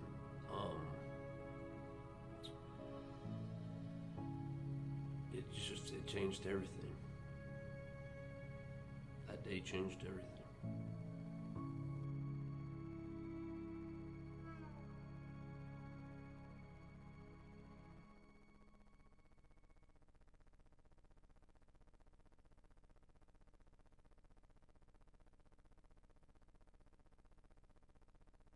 The first day was awesome. I remember taking off my boots and my socks, and I remember walking in the first patch of grass that I saw.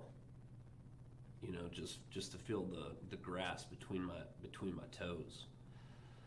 But very quickly, stuff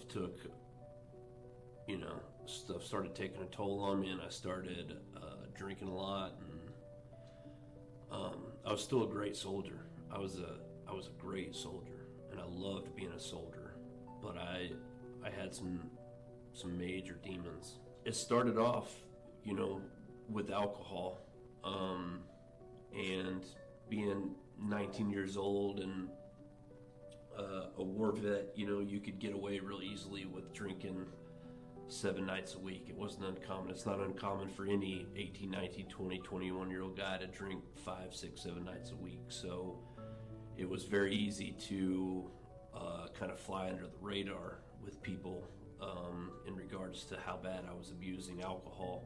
When I got that traumatic brain injury, I also disintegrated 2 discs in my back and one in my neck in the explosion. And so I went to the doctor, and they prescribed me Oxycontins. I quickly got addicted to the Oxycontin, and the doctor just kept giving them to me, and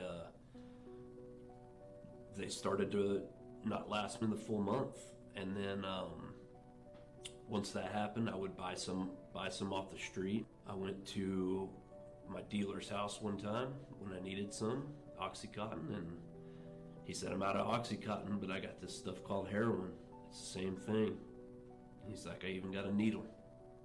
Showed me how to pull it up, showed me how to shoot it, and from that day on, for almost 2 years straight, I shot up $100 a day of heroin.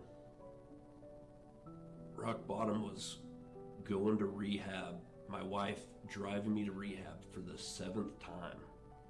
And this entire time, the other 6 times in this dark period of my life, she had always been like, it was never, "You're gonna get through this." It was always, "We are gonna get through this." I went to grab her hand, and she kind of pulled away. It was the first time she ever did that, and she looked me dead in the eye and said, "Something's gotta change." And that was December 17th, 2017, and I've been sober since that day.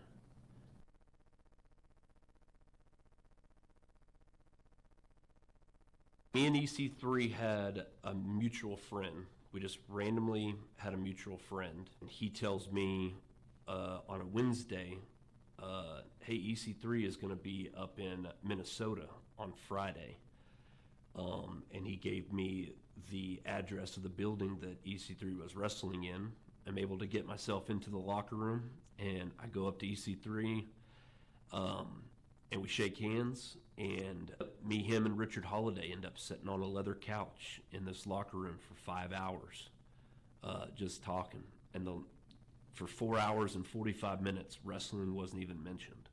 The last 15 minutes, we started talking about wrestling. And he was just the nicest guy. You know what I mean? Like, he wasn't EC3. He was Michael Hutter. I met him in the wrestling bubble, but it's always been a personal friendship. What makes Exodus so special to me is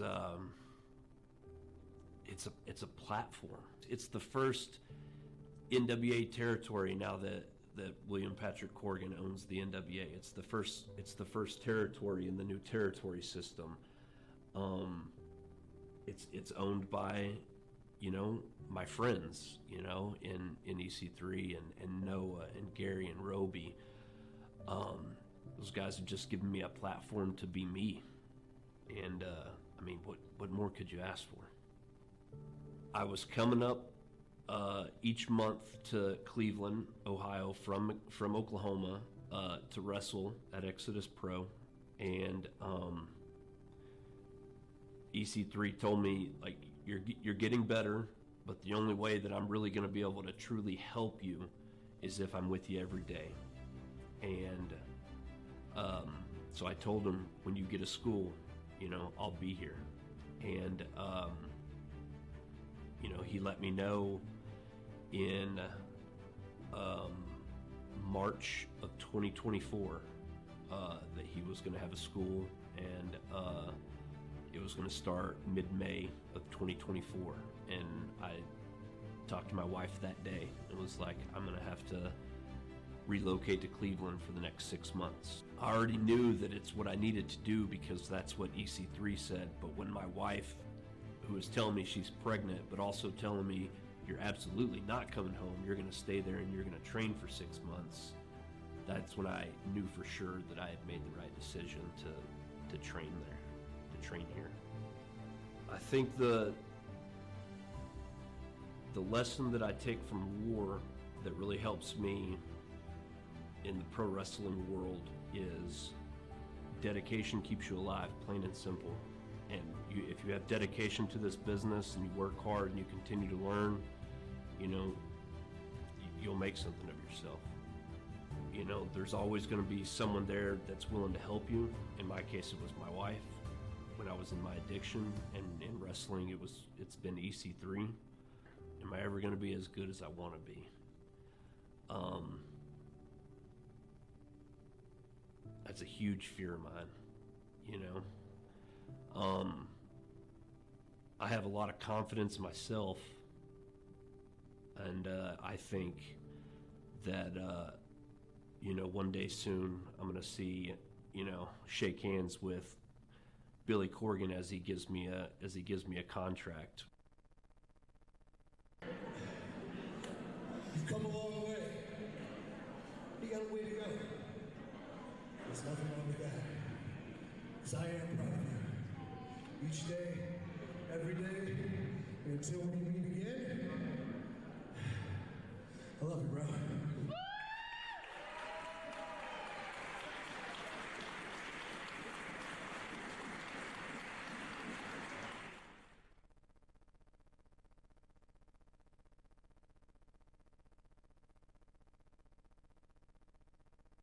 Me and my wife actually went to school together.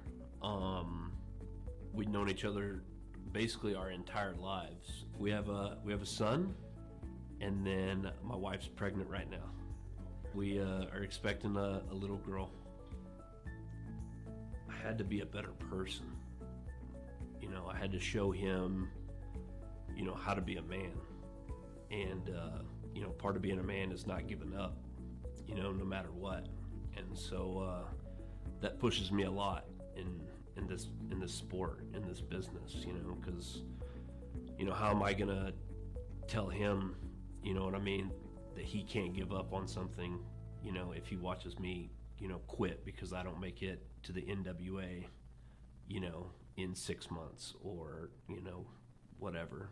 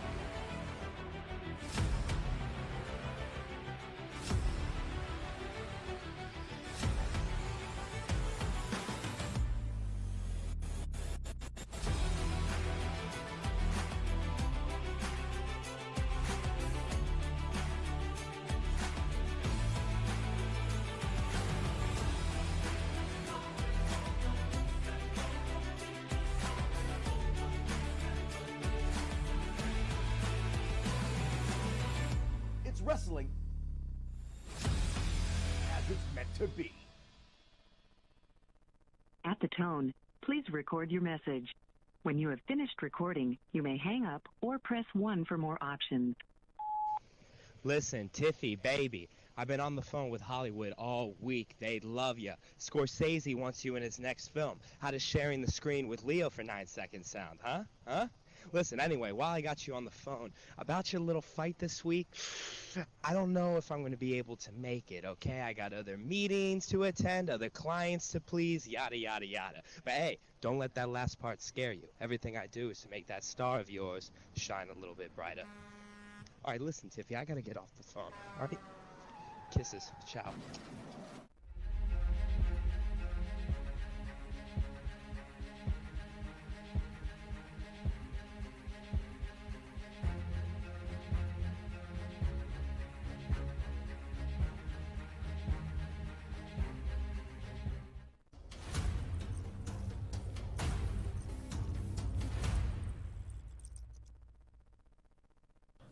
I was born and raised in a little town called McAlester, Oklahoma.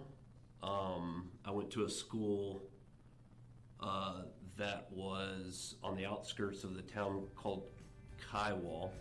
I remember getting to school on September 11th, 2001 and seeing the planes to the Twin Towers. And after that day, even though I didn't really have any connection with the city of New York, it was just, I felt like I wanted to do something about what had happened. So from 2001 on, I knew I was going to be in the military. 3 months after I graduated, I turned 18, and the day after I turned 18, I left for infantry school. So I graduated infantry school.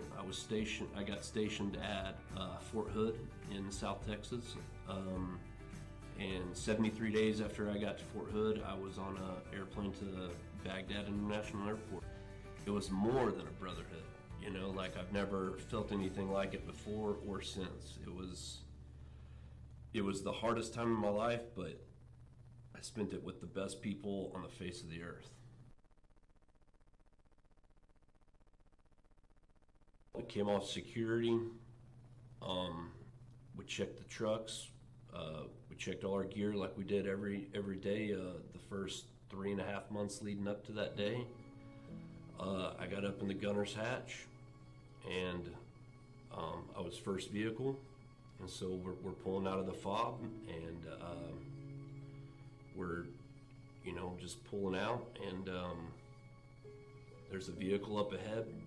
Don't think too much of it, you know. It's like I said, it's been 3.5 months, and it's been relatively quiet.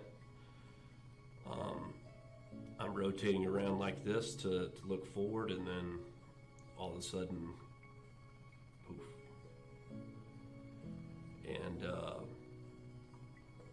next thing I know,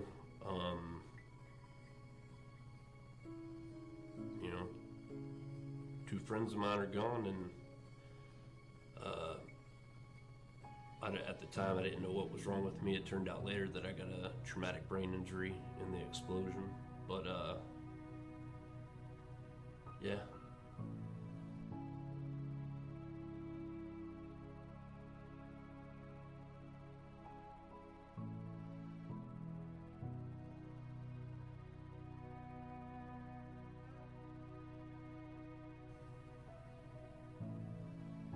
If I could tell him one more thing, I'd tell him I love him.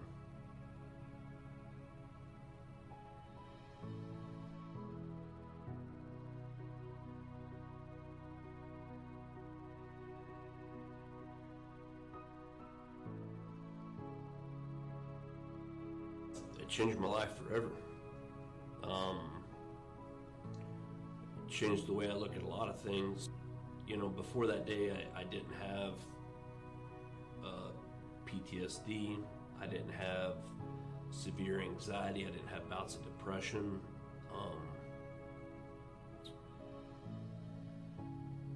It changed everything. That day changed everything.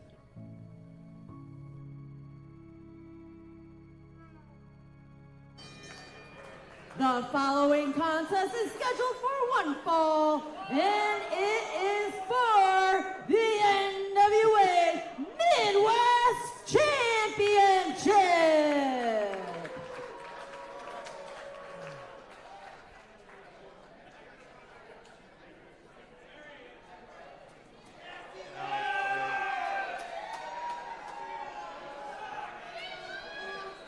Well, not the good pastor.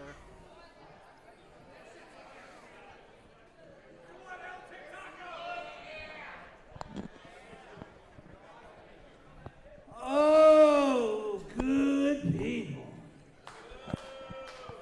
Oh, boo yourself. You just mad because you had to pay to get in. But without further ado, let me introduce you to your NWA Midwest champion.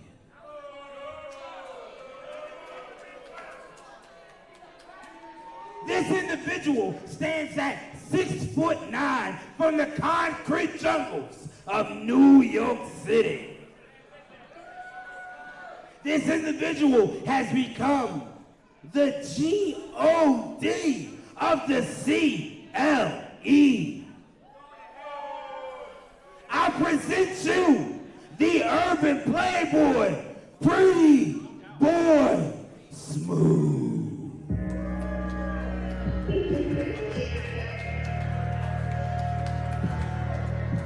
Well, gentlemen, we have a huge NWA Exodus Midwest Championship match. The Purple Rain himself, Pretty Boy Smooth, the urban playboy. I mean, I know there's no love lost between you two. I mean, he was looking right at you, Brandon Day. Yeah, my time will come. Doing my job tonight as a broadcast journalist, and I can say with full confidence, this is one of the toughest guys I've ever faced in the ring. And that's the key factor of the urban playboy. I strive to be at a point in my life where I have my own personal lip gloss applier, Josh. I mean, you can make I don't know, I want to say a Craigslist ad if you want. I'll start an Indeed campaign. Yeah, there you go. Yeah, just put it in your rider next time. Exactly. And Pretty Boy Smooth, a dominant champ.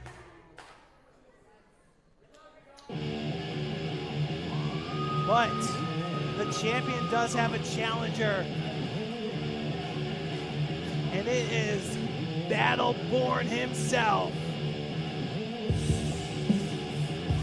Introducing the challenger from Norman, Oklahoma, the Iraqi war veteran, Battleborn, Leo Fox. Leo Fox has started this journey 3 matches into his career, driving, well, 16 hours to talk to EC3. He's followed that through the ups and downs of CYN, to taking a chance and moving to Cleveland to train with Exodus. But now he's got a huge opportunity. The Midwest Gold is on the line. Definitely the biggest challenge, the biggest opportunity in his career. Being a veteran, overcoming a lot of things in life. Absolutely. I think it's safe to say that it's not the toughest challenge he's had in his life, which is why he's Battleborn. It's why he's prepared for this. I don't know if you guys caught that, but Pretty Boy saying you're doing your country a disservice by getting in the ring with me. That is a bold statement to say to a vet. Well, the thing about Leo Fox, he's not only just a fan favorite, but a favorite here in the locker room. I mean, this guy making a name for himself and just wants to be the one to end the Purple Rain. Absolutely, but I mean, it's easier said than done. Like, again, I hate to use this word again, but that size advantage here, and that seems to be a reoccurring theme of tonight. And as you can see, Pastor CeeLo is on the stage watching this very closely. As he tends to do. I mean, at Journey to the PB Punch, known as the Haas Cross, laying out Dante Casanova, the devastating knockout blow. It took so many punches to keep Dante Casanova down. It's one of the most effective one-touch strikes in pro wrestling from PB Smooth, but Leo Fox is moving right here. And this is what happens with PB having to defend that title across the country for over 150 days with 13 defenses as of counting right now, Stefan. And that's a truly, like, just ominous number almost, just to know that someone's put in this kind of work and will have to put in more work. Oh my God. To make this happen. And he's trying to pick up Pretty Boy Smooth. Oh no, wait a second. Just that look in his eyes. And that STO. Back in his head coming off the mat. The fact that Leo Fox has been able to stand toe-to-toe to this point with PB Smooth is a victory in and of itself. He's the only guy I've ever seen run into him and knock him aside like that. And he's paying for it with that foot to his face. And Brandon, I'm curious to hear from you, just knowing the history and your aspirations. When you see what Mr. Smooth is doing right now, what goes through your mind? He's a monster, right? He's big, he's strong, he's athletic, sure, but he takes his time. He's not one to rush in. You know, when I'm wrestling somebody who's bigger than me, I want to bait them in. I want to get them moving. I want to get them to make a mistake and stick and move. And that's a very difficult thing to do with him. He's very calculated. He knows his strengths. He stays away from his weaknesses. Makes him the complete package. It makes him an incredibly difficult opponent in any avenue, but especially when he's the champion and you're the challenger. And now Leo Fox being the challenger. Right, the sternum there. That was a mistake. And now Fox picks him up. Oh, man. Leo Fox making sure, but look at Pretty Boy Smooth picking up Fox, setting him down, and the big leg drop, hooking that leg, but now Fox making sure he does know what's on the line. He wants to make sure that he could be the second man ever to hold that championship gold. CeeLo's calling for something from the champion. Oh, wait a minute. He's locking in a full Nelson here. He's got the hands together. Can you imagine the torque getting that full Nelson from a guy the size of PB Smooth? That is just an insane amount of pressure on that neck and upper back, right? Absolutely. He's cranking the neck. He's pushing his face down into his chest, so he's finding it difficult to breathe. And let's not forget to mention the height advantage that Pretty Boy Smooth has. I mean, having long arms, locking that, extending those arms, locking in that full Nelson, and Leo Fox trying to get out of it. And now there goes Leo Fox, elbow right to the face. And now Leo Fox. Here comes Fox. Taking down Pretty Boy Smooth with that shoulder tackle. And you got to keep a man like that down because, again, if I was Leo Fox, I would be trying to avoid that full Nelson at all costs. Because, again, just that torque, and again, a man that height, all he has to do is straighten the back, and you're darn near hanging the guy, you know? Without a doubt. And I got to ask you, Brandon, I mean, do you think this is a little of not a good thing having... Oh, there he goes. The Haas Cross. I'd say that's not a good thing for Leo Fox. I was going to say, do you think it's a bad thing that Pastor CeeLo is on the stage, but I stand incorrectly. And now, Pretty Boy Smooth. He's all business for a reason. Going up and down. Academic. Good night. Such a dominant. Here's your Battleborn Leo Fox put up a good fight. Unable to take down and keep down the Exodus Midwest champion. Pretty Boy Smooth. The Purple Rain continues. And that is all she wrote. Up to the penthouse, into the basement. What goes up must come down, as I like to say. Again, that pin like a predator over its prey. Just something to see here, folks.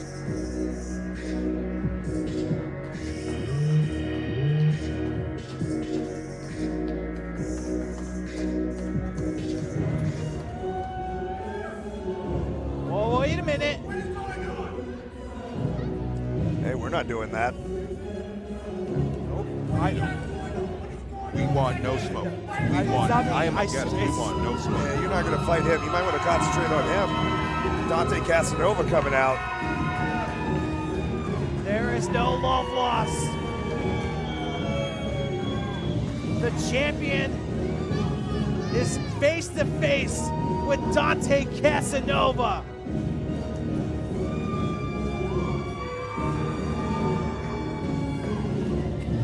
And look at that, Dante Casanova. The following contest is Dante's Inferno and is a gauntlet match where Dante Casanova can defeat all competitors paid for by Pastor Silo's $15,000 novelty check.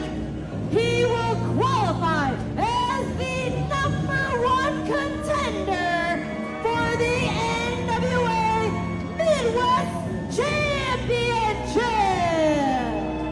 Dante Casanova is now entering the Dante's Inferno. I gotta say, this man is the closest thing to a superhero I think I've seen in real life. Such a presence about him.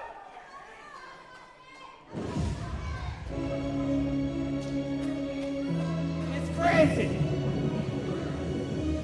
Kitty Cat Man couldn't wait, could he? I present to you your first opponent with, a good fee of $2,750. The end-all, be-all, Ashton Adonis. Ashton Adonis making a... This man himself also comes from the circle of limbo. Yeah. Strong words by Ashton Adonis being a part of the preface, impressing everyone at the preface, and now we are going to see what Ashton Adonis is going to bring in this battlefield. Ashton Adonis is a really impressive young man. He's arrogant, he's cocky, he's brash. Trained by Jake Oman, Mr. International. And now, oh wow! And cut in half immediately. Unlike Dante Casanova, but he's taking it right to him. He's not going to mess around. He wants his shot back at the championship, and Adonis just might not be able to physically match him here tonight. Well, the thing is about this Dante's Inferno, Dante Casanova has to stay at least 100%. Because whatever odds that Pastor Silo is going to throw at him, he's got to make sure. But look at Adonis, that boot to the face. And oh, look at that. Working on it's that. Almost like he heard you, right? Yeah. Right to the back of the thigh, knee to the face. But let's not forget that bad leg Enziguri that Dante Casanova had. Yeah, Dante Casanova's been beat up. He's been injured. He's been ill. It's really what's derailed him from that Midwest Championship. Ashton Adonis has other ideas, though. He wants to be the champion. He wants to impress everyone here at Exodus Pro, just like he did at the preface. But everybody is going to get simply astonishing. Dropping that elbow. Big elbow. And now Adonis. They know that the good Pastor Silo. Well, this is his big move, the pump knee. Trying to end it right now. Oh, the NLBO. Meets the top turnbuckle. But look at Casanova. Casanova takes down Adonis. Nobody home, but there goes. Claw. Such unique offense. Those big gloves to the chest, followed up by that claw to the face. How do you come back something like that? Yeah, as soon as I get up from one of those, I'll let you know how it goes. But look at this. Here comes Casanova from behind. Elbow to the back of the head, that's it. And goodbye to Ashton Adonis. In and out. No. We are not finished here yet. You know what? He was money well spent. But now we're going to go deeper into the Inferno. Now we're going to the circle of lust.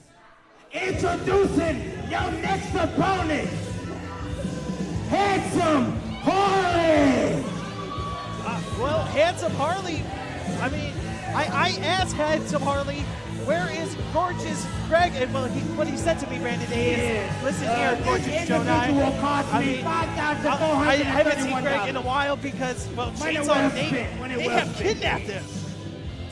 The most unbelievable part of that story is him calling you gorgeous. Oh, come on. I fully believe Chainsaw Guy kidnapped him. I don't believe he said that to you.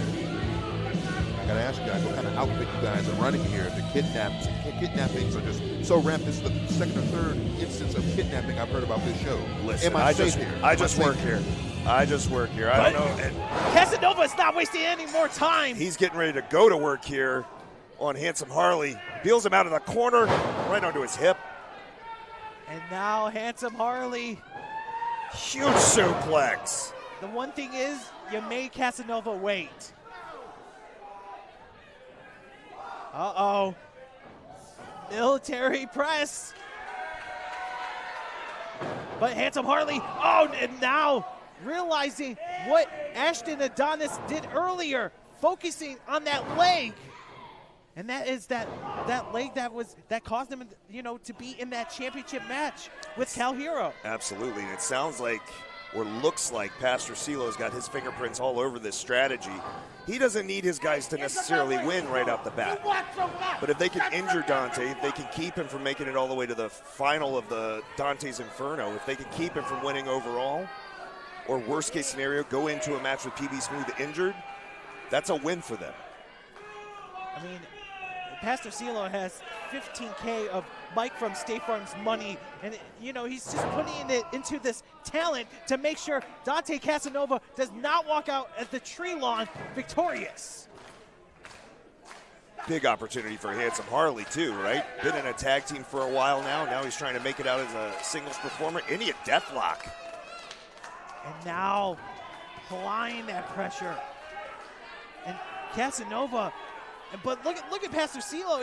He seems very hopeful that Harley walks away, putting away Casanova, but escaping that Indian deathlock. I think Silo wants to confirm that he's not just paying for Harley's looks here. He wants to be able to put that man down. Harley protected his face at all costs. And now Casanova takes down Harley. And now, wait a second, throwing the Haas cross, that PB punch. I think Harley's going to need to call his plastic surgeon after this one. I'm sure he has him on speed dial. And good night to Handsome Harley, hitting the showers. Oh, no. Oh, no. See, we ain't done here yet. You see, this next individual was a little more expensive, about $7,068. Let's go down to the circle of wrath. I present to you the mammoth Donovan Cecil. Donovan Cecil, another individual, part of the preface. I mean, look at the size of Donovan Cecil. I'll tell you, a man with button chops like that, I want no parts of. That man is serious about life. And now, two bulls are colliding right now. Casanova making sure that Donovan. Oh, clubs. My God. Decapitation on wheels, folks. Shades of Vader. And as you can see, Pastor Sivo was pretty happy to see this. I mean, this is a big investment. It's a smart play on his part. Someone completely different than the previous two opponents. And now softened up by Adonis and Harley. Cecil now rushing right into Casanova. And the strategy here seems to be just throw my body at this man until he breaks down. And as you can see, Stefan, Dante's trying to fight off. He's doing his dearest, and oh man, that leg. That leg is shot. And down goes Casanova. Donovan, I mean, he's taking his sweet time. I mean, oh, wait a second. He's going to make a mark for a reason. And Casanova's definitely injured. I think I see a little color on his back, if you know what I mean. I think the man is hurt in more ways than one. And I think the blows are going to keep coming here. Only a 1 count. Dropping that elbow. And look at the eyes of Pastor Shock Silo. on Pastor Silo that he got out at 1 on that one. And Pastor Silo wants to make sure that Dante doesn't make it 3 for 3. Oh no, look at that bear hug. Smart strategy. Get the breath out of him. He can't keep going. And like you mentioned, Stefan, the back. Yeah, there's a big gash right there. This man is taking some abuse, and we can't really confirm how much more energy he has in him. Look, going limp already. Referee checking on him. This might be it. This could be it. And this, oh man, that pressure on Dante. Almost squeezing the fluids out of this young man. That is, I've never thought I would say that commentating a wrestling match, but here we are, folks. And now look at Casanova taking down Donovan. Hit him right in the ankle with that one. Here comes, no, wait a moment! That crossbody is deadly. That much force. Tell him to pin him, Silo. Silo's screaming at us. I think it's our fault. I mean, Donovan just like a bus rushing through. Look how quick he got up to the top. Oh no, look out. Swanton, nobody home. Casanova, he is limping a little bit, but he's gonna make sure to take down Donovan. And I don't think Silo's investment has paid off the way he thought it would so far. Pastor Silo is throwing the tantrum. What? No! What are you trying to do? You're trying to join the church's bang. What are you doing out here? You beat everyone. You beat everyone except for one. It seems I just got $1 left. So let's go down to the circle of violence. Because your last opponent is the urban playboy. Pretty boy. Wait a minute. You got to be kidding me. Wow. Well, I mean, if you're going to use the church's money, you might as well go for the big guns, right? What a play. I mean, Casanova's not even going to let him get to the here ring. Comes Dante. My goodness, bringing that fight. Pretty boy Smooth and Dante Casanova. Oh no, look out! God. Oh no! Came down on that leg again. He came right down on that injured knee and slipped on this floor. And folks, we got to remind you, this isn't a mat down here. This is hard wood. He just took the full brunt of on that ankle. I mean, 3 matches. Dante Casanova has survived 3 matches, and now he's got to worry about the champ himself, Pretty Boy Smooth. I mean, come on now. This is unbelievable. Unbelievable strategy is what it is. Just tosses him like he was nothing. Pastor Silo had an ace in the hole. And the fact that Casanova is still trying to get up, the resolve in this brother right here. I mean, huge opportunity that Dante Casanova had 2 months ago. Yes, did he not walk away victorious? Yes, but keep in mind, that man, Dante Casanova, realizes that he wants to get back into the championship contendership. And now look at this. Pretty Boy Smooth with that scoop slam, slamming down Dante Casanova. And you see the blood on the back is streaming more and more. And look at that. Casanova doesn't know how to quit. And it's admirable, but it's also dumb. Oh no, we've seen this His lights before. are about to go out again. Haas cross, here, whoa! What did I say about him being a superhero? That is straight out of a Marvel film, folks. Straight out of a DC comic. But look at that, Pretty Boy Smooth. No, wait a minute, Casanova chopping that. Pretty Boy Smooth shoves him off. But look at Casanova going after his leg. Taking down the mighty oak here. Smart strategy. This was my strategy when I had my championship opportunity.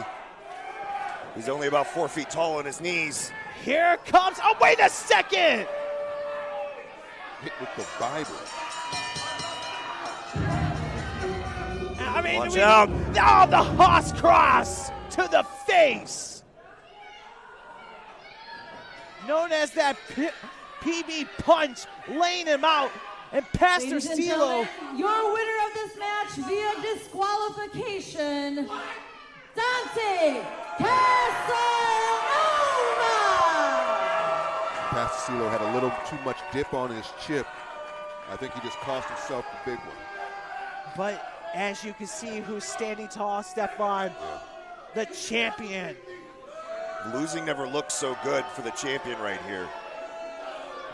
I want to say this is PB's first loss here in Exodus. It is his first loss, lost by disqualification.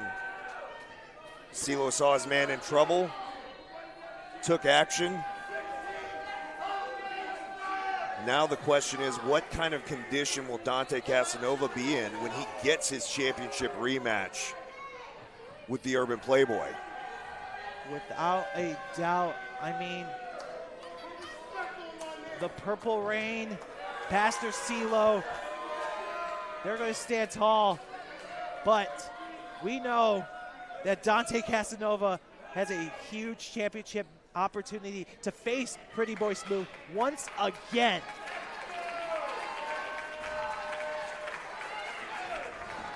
And now Dante Casanova trying to get back to his feet here.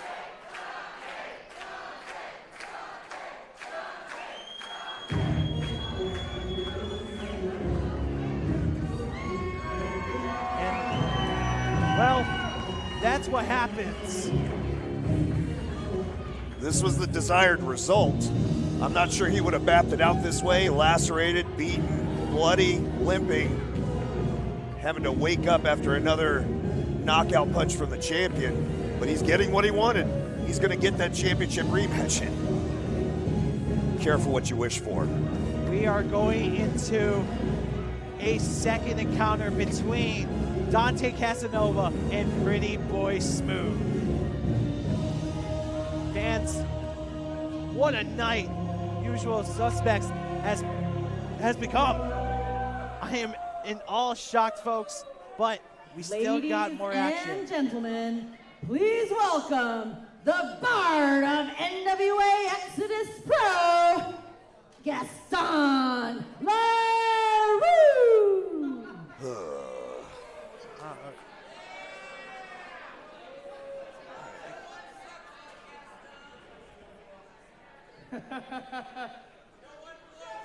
Citizens of Exodus Pro Wrestling, 'tis I, the greatest vocalist in the NWA, and tonight you bear witness to a monumental event. Tonight is the return of the Caesar of Exo Pro. Tonight is a night of glory. Tonight is a night of celebration. Tonight is the return from his greatest battle yet, the Caesar Skirmish. Tonight is the night of real Italian excellence.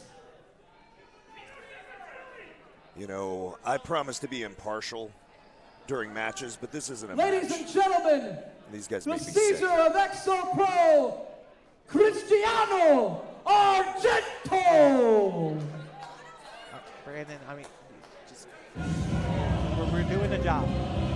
That's all I gotta say. We're doing the job.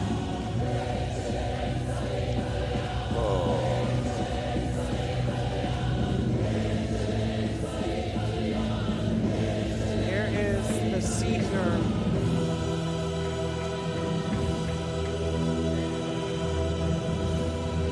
And I mean, Cristiano is here. I mean, Brandon, I mean, back at Journey 2, you had a collision with a Cowboy. I mean, I know it. Oh, God, I'm so.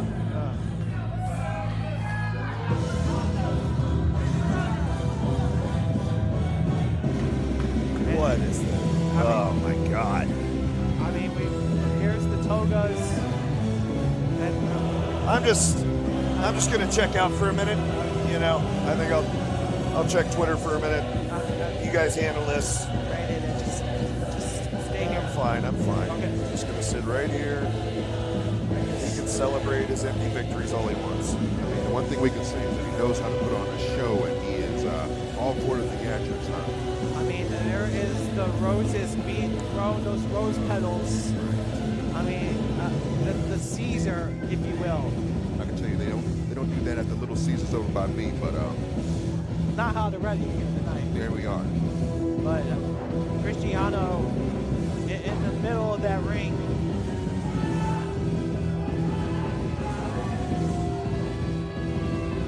And now we're going to hear from Cristiano.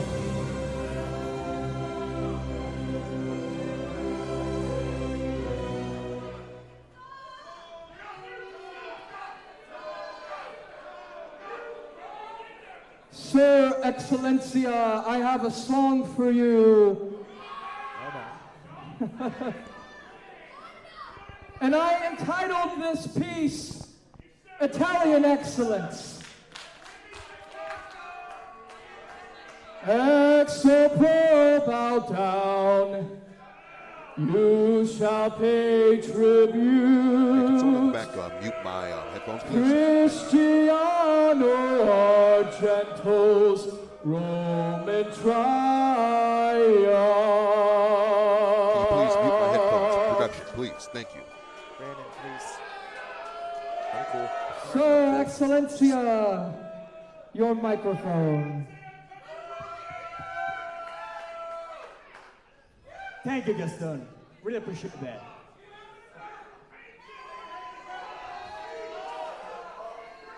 Let me speak.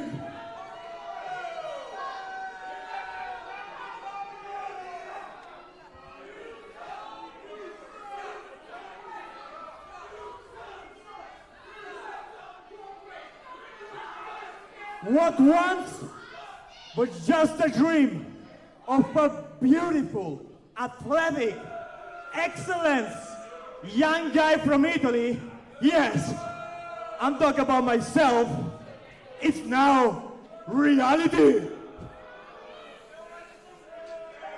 I defeat 1,000 men in this ring to become the first ever Caesar of the NWA Exodus Pro.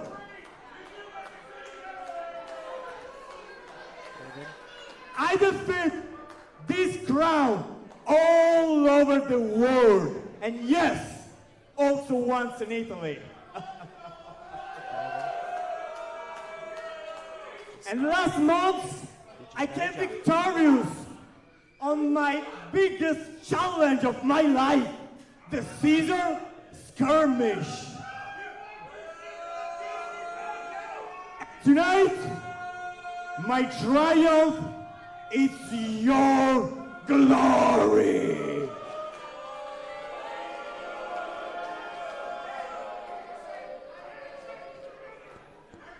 You see, the festivities are just beginning. Oh, great. Because I have 3 presents for you this evening. Bring in present number 1.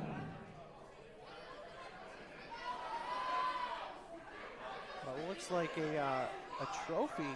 Your trophy! It was that very trophy that Argento has walked away by winning the Toga Battle Royal. Yes, yes, clap, clap. But the best is yet to come. The best is yet to come. Bring in present number 2. I mean, 3 presents. Present number 2 is 1,000-year-old Powerrr wine, the finest, and it was favored by your favorite emperor of all, Nero. Well, I got that same bottle at Costco a couple weeks ago. how is it? It's pretty good. Very good, actually. It's light. I know, great gifts, fantastic gifts, but I have one final gift that is the best of all the gifts. I promise you that.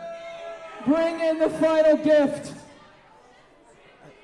I think we missed the entire, like, hooded human being being brought out in front of us. I don't know how we missed that one. I mean, I was too distracted by the Sir Excellencia, a lot going on right now. I present to you the prisoner of war, the biggest foe to you in the Caesar skirmish. Who's he talking about?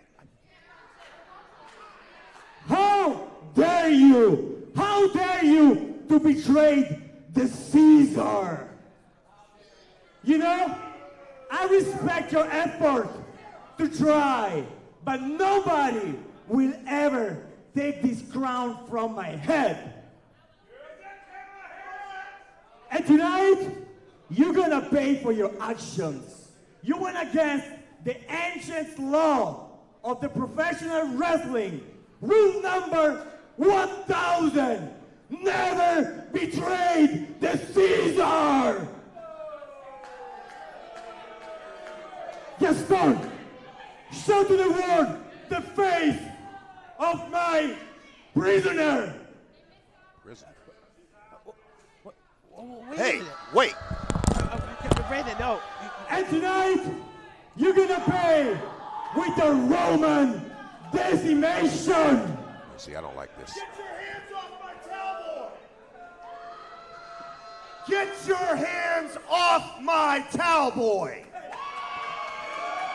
Brandon Davies just left the commentary table. Who are you? Do you know who you speak to? Do you know who owns this territory? I am the Caesar. And if you have to say something, why you don't just come to the ring and tell him my face? Wait a minute, Brandon. Our broadcast colleague has heard enough. Brandon Day is now making the save for Cowboy. And now look at this. And the numbers game. As you mentioned, Stefan, but Brandon Day is standing tall right now. Yeah, I don't think these toga-adorned goons here quite thought they were going to have to encounter Brandon Day today. And down, well, I did like his bow tie, but oh no, Gaston! Gaston, what are you doing? Gaston now, oh no. Why would you even try that? Down goes Gaston! Oh, wait a minute. The Caesar is now meeting his match of the Unchained King. And now, Cristiano escaping. Oh, down goes the trophy.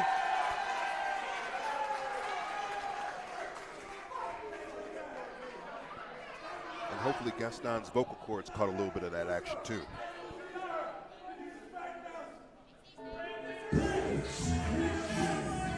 I mean, thank goodness for, I know he was supposed to do a job, Stefan, but Brandon Day is going to make sure that he makes the save for Towelboy.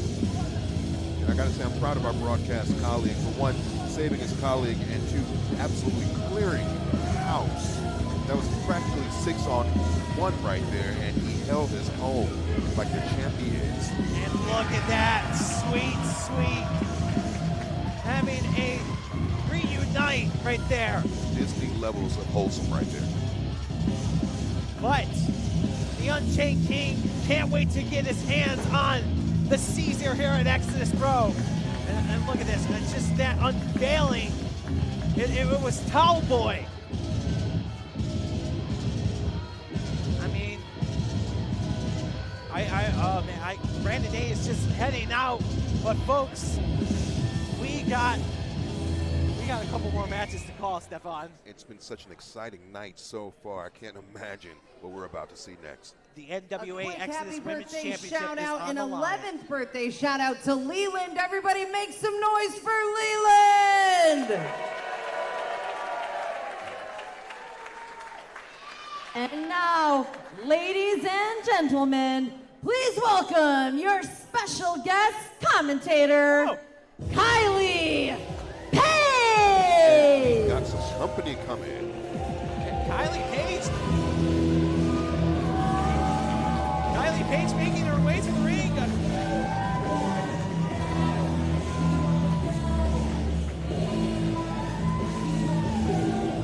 gotta say, I'm a fan of our brother Brandon Day. day, but I will not snuff at this.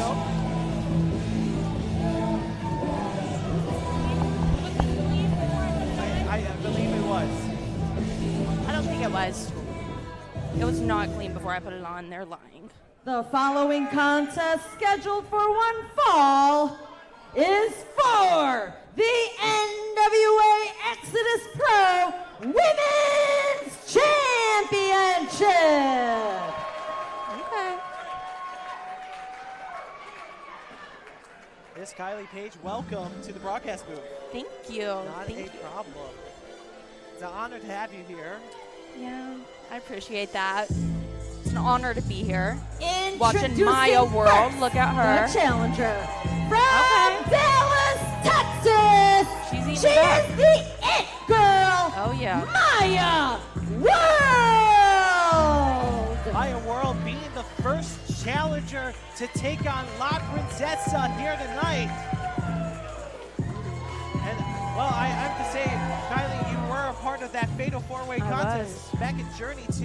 And, well, unfortunately, Blake Banks had to stick his nose where it didn't belong. Yeah, and Tiffany just had to seal the win. What a surprise. What a surprise by Tiffany. Never. Never. Snake in the grass. But, you know, I think Maya World will set her straight tonight. At least I hope so.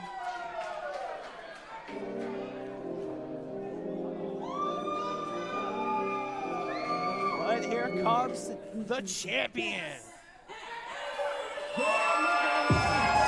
And her opponent from the Bronx, she is the princess of the NWA and the first ever Women's Exodus Pro Champion, La Princesa, Tiffany.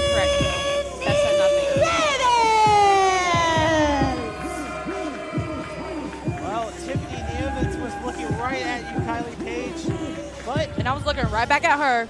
Get checked. But let's not forget, there's no Blake. I know. Where is her little lap-dog? I couldn't tell you. I mean, don't look at me. I don't know, Stefan. We have a lot of things missing this evening, but we carry on the best we can, right? Thank God he's missing. God, hope he never comes back. I can't be the only one that thinks that. No, I mean, Blake kicked me out here at Exodus. I know. God, he's horrible. But, oh, wait a second. Come on, Tiffany. See, that's just rude. That is not how you treat the fans. That's not how, no. You see how she's talking to those great fans? That's ridiculous. That is not a good champion right there. That is not a champion of the people. I can't disagree with you at all. Exactly. But the NWA Exodus Women's Championship is on the line. Blake Banks is not here in the building, but this could be a huge, you know, momentum for Maya World because she doesn't have to worry about Blake. She can focus on La Princesa herself. Oh, wait a second. Oh, look at her already playing around. Maya World can't wait for this bell to ring. And our official showing the challenger what's on the line. Whoa. Maya World was... little foreshadowing. And now the champion making sure that championship gold is not leaving. Right, I think she needs to focus a little less on the crowd and maybe a little bit on her opponent. I agree. And that's what's it all about. I mean, Stefan, earlier we saw TME walk away with the tag team champs, but could we start a new era for the women's championship? I mean, the one thing I've learned in my short time in Exodus Pro Wrestling, anything is possible. And now we got a face-to-face stare-off. Look at that. And now look at this. Oh, she's getting out of everything.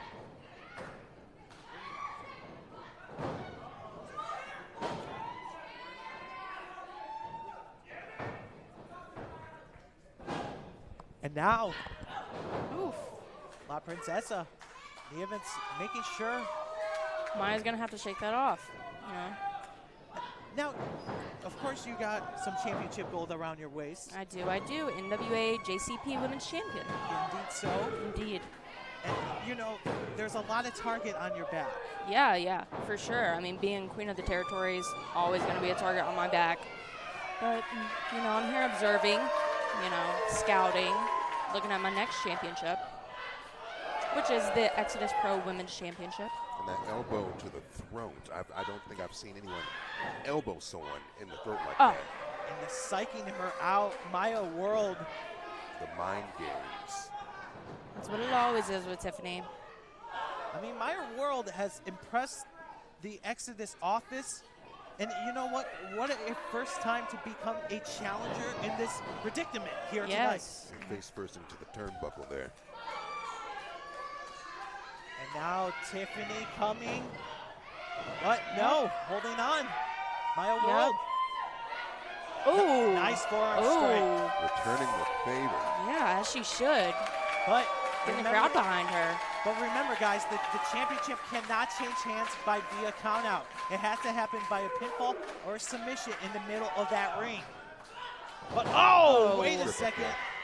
Maya World, it looked like she was going to take some flight action, but Tiffany made sure that that flight was canceled for tonight. Right, exactly. We are going nowhere. You're staying your butt in Cleveland as far as she's concerned. And now Tiffany laying down that chop. Oh, just ate that apron. Ooh. And both of these ladies got to make sure that they are listening to the referee because, look, I don't want a double count out, and I'm sure you don't either.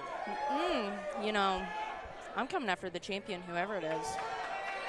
And now Maya World making sure that the crowd realizes that we're going to have a new champion here tonight. Up and over goes Maya World, but a little risky. But grabbing by the hair.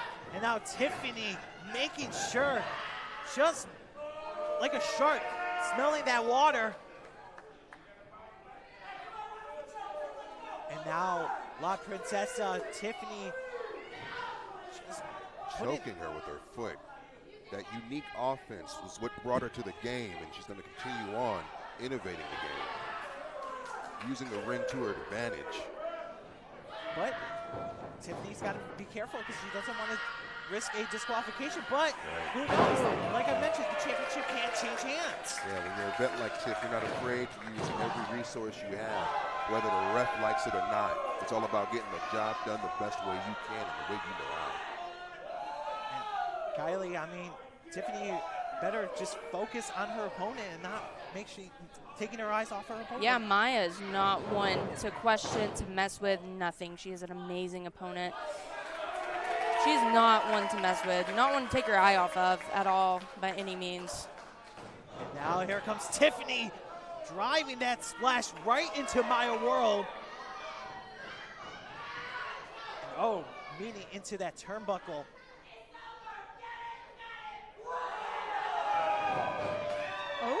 Oh, wait a second. The roll up. Didn't get all of it. The shoulders were not down, but look at this. Tiffany. Big kickoff. Okay. Nice by Maya World. Maya's holding on to that top rope. Holding on for dear life, but I don't think. Whoa! There we go. Okay. Nice. But look at Maya World. Going for a gory. But no, wait a second. Let's go. But Tiffany. Right back down. Okay. With a big clothesline, Kylie. Yeah. But only a 2 count. They're both very impressive. Two amazing competitors pulling out all of the stops here. Yes. A bit more technicality than I thought this. I thought this was going to be a brawl, but here we are pulling out all the stops here. I mean, having eyes like here at Exodus and NWA in general, I mean, Maya World is just bringing her A game. I mean, she was seen by EC3 at a seminar back in Dallas, Texas, where Maya World is from. Wow. And those slaps, those continued slaps, just no love lost here. Disrespecting them like chops. But Maya's laying that in. But Maya is making sure that the champion hits some, well, a taste of her own medicine, if you will. Absolutely. Whoa! Right to the face. A little recoil action there. And Tiffany takes flight, gets her down on her back. Some might say it's muy bueno, but no. Oh, it's 2.5, 2 3/4. That was close. I mean, Maya's got to get some fire behind her. As a champion, you should stay on your opponent no matter what. She is. Taking a few too many breaks to breathe here. You can't let your opponent breathe. And now, Maya World. Oh! And now that single leg Boston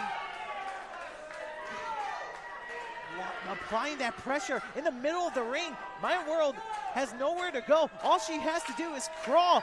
But Tiffany, having that, you know, being taller than Maya World, could, oh, wait a second, smart. Yeah, Maya has to play the power game here. And now look at that, working on that arm, extending it. And look at Maya World, making sure that Tiffany is not gonna go anywhere. This looks to be a match between power and agility. You gotta use what you got, you gotta use it well, you gotta use it fast. But Tiffany playing it smart, realizing that she's close to the ropes. Like I mentioned, the height of Tiffany. I mean, being a little taller than Maya World, reaching to those ropes. But wait a second. Oh, nice back elbow. Looked like Tiffany was trying to get her tied up in the ropes. Didn't quite work out the way she thought. Oh, nice. Double takedown here. Now both are down. Who's going to get up first? It's a double-headed of a coin, but look at this. Tiffany went up, and we thought that this was going to be it. Going for that flying clothesline, taking out Maya World. But Maya World is still in this fight. Tiffany seems to be reeling a little bit more than Maya. Back to her feet first by a sliver. And now we're not being technical anymore. We're just trying to inflict Maya's pain. got some fire behind her. Like I said, no love lost, I mentioned. But there goes Maya World, nice counter. Going for a sunset, but Maya World getting out of it. Wait a second. Oh, wow. Going for that knee strike to the face. And now Maya World. She is feeling it here tonight. Nice sling blade. You got to ride that momentum all the way home. Can't give your opponent an inch to breathe. And it looks like she just may have gave her that inch. Come on, you got to stay on her, Maya. Maya realized that it was just a 1 count. But Maya World, you got to have a plan from A to Z. You can't just focus on A, B, and C. You got to continue focusing and working on that champion. And now on the shoulders now, Kylie. Could this be no? Nicely done. Oh, wait a second. The ref. Our official is down. But Maya World takes her down. New champion. New champ. Where's the ref? I mean, new ref. Tiffany has collided with our official of this contest. And at a certain point, you got to wonder, was it really an accident? The way it played out, was it? And Maya realizing that the official was down. But look at this, Tiffany playing it possum.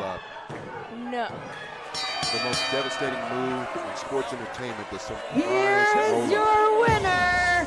It's still NWA Exodus Pro Women's Champion. Not very surprised. Tiffany Nieves. La Princessa was playing it possum. And look at that. The reign of Tiffany continues.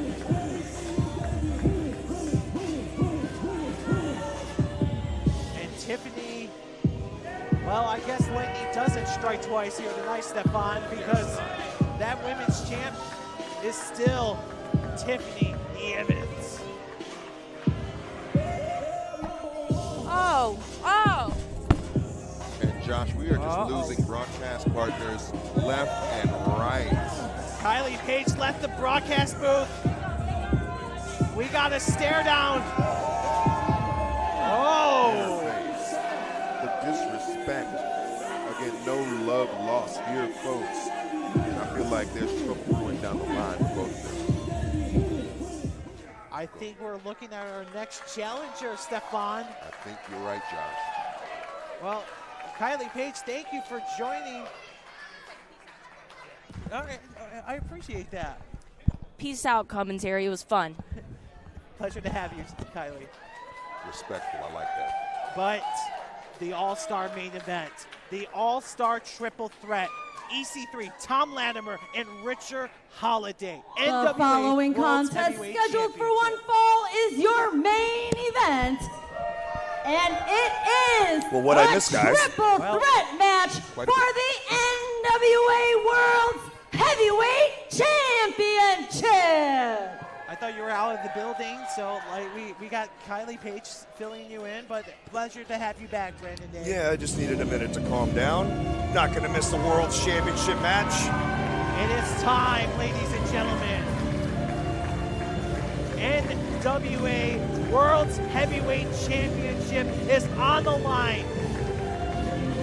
The Overman, EC3, a man who walked away with the NWA Worlds Champion at Journey 2, but when he headed to NWA 76, he didn't walk away with that championship around his waist. Well, and here's the reality. Thom Latimer's been chasing him for that title over the last year, and even an incredible professional athlete, an incredible professional wrestler like EC3, you don't beat Thom Latimer 3 times in a row. He's too good. So it was inevitable that Thom would get another opportunity, but EC3's not going away either. It's just as difficult to beat him multiple times in a row. So we'll see how this one turns out. And Richard Holliday's the X factor in this one. Well, EC3 wants to make sure that he's going to become NWA World Champion once again. And here he is, ladies and gentlemen.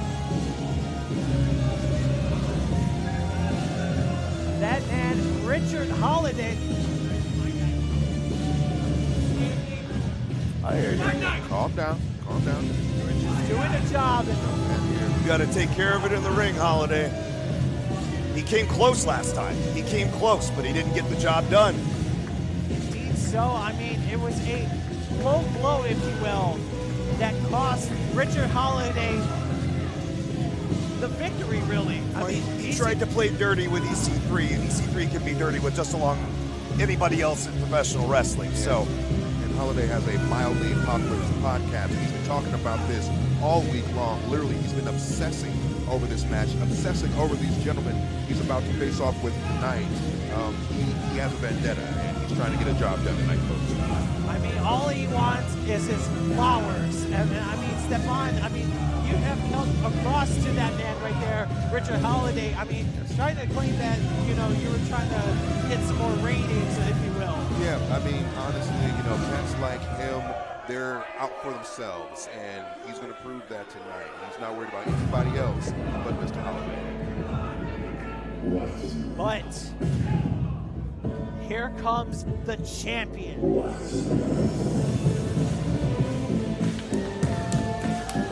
Thom Latimer is here. He's making his return here at Exodus Pro, if you will.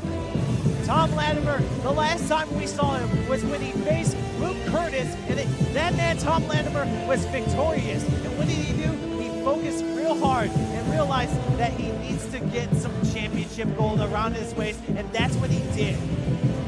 Having a complicated relationship with EC3. Those guys have been to war numerous times, but now just having a little additional of Richard Holliday is going to be tough to break. yeah, it's a toss-up between EC3 and Thom Latimer, the former champion, the current champions. You guys that know each other so well, they know Richard Holliday significantly less well, though. Introducing the challengers. First, he is home based in Cleveland, Ohio. He is the Overman. Why? Because he is over. Man, he is EC3.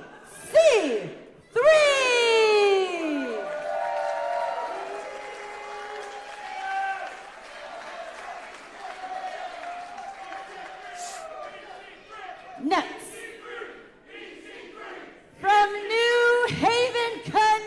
casket, you are now breathing the rarefied air of Richard Holliday.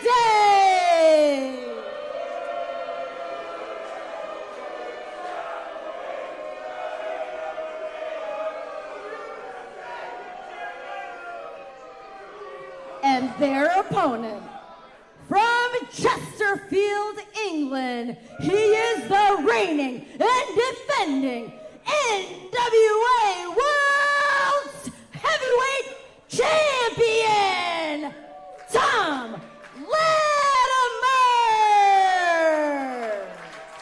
This is Son and Death rules. One fall to the finish. The 10 pounds of gold is on the line. Triple threat.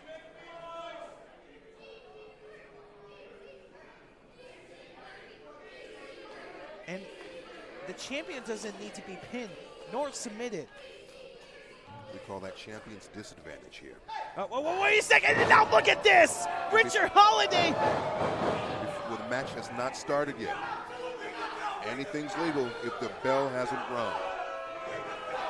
Richard Holliday. Wow. That's a smart move, honestly. That is honestly a brilliant move. I can't knock him for that one. I mean, this is what happens when you are one of the challengers. And let's not forget, Brandon Day, it was that man right there who made EC3 bleed here at the tree lawn. Yeah, he's trying to make him bleed his own blood one more time. Hitting him right in the face with the title belt. Low blow on Thom Latimer. He's in control. And now Richard Holliday. Did the referee just eject him? Is he out of here? I don't know. Richard Holliday. Turn it on! Turn it on! You're not gonna ring the damn bell! Huh? Ring the damn bell! I'm walking out of here as the NWA Worlds Champion! You understand me? Because I don't give a rat's ass about these people! I don't care what kind of main event you wanted! Tonight's supposed to be my night! It's supposed to be my night! I am supposed to be the NWA champion!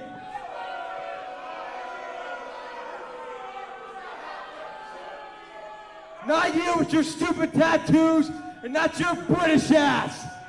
Me! Me! And ref! If you're gonna be the idiot who's not gonna ring the bell and cost me the championship, if I'm not walking out of here as the NWA Worlds Champion, then you two idiots are not walking out of here. Let's go, boys. What is this? Wait a second. What is this? Wait a minute. No. TME. The new Exodus Pro Tag Champs. Folks, I don't like Get him! Oh, this looks like a real bad day for the champ and the former champion. You gotta be kidding me.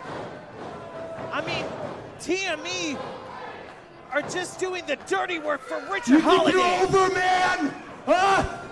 You think you're over? Your career is over. Your career is over.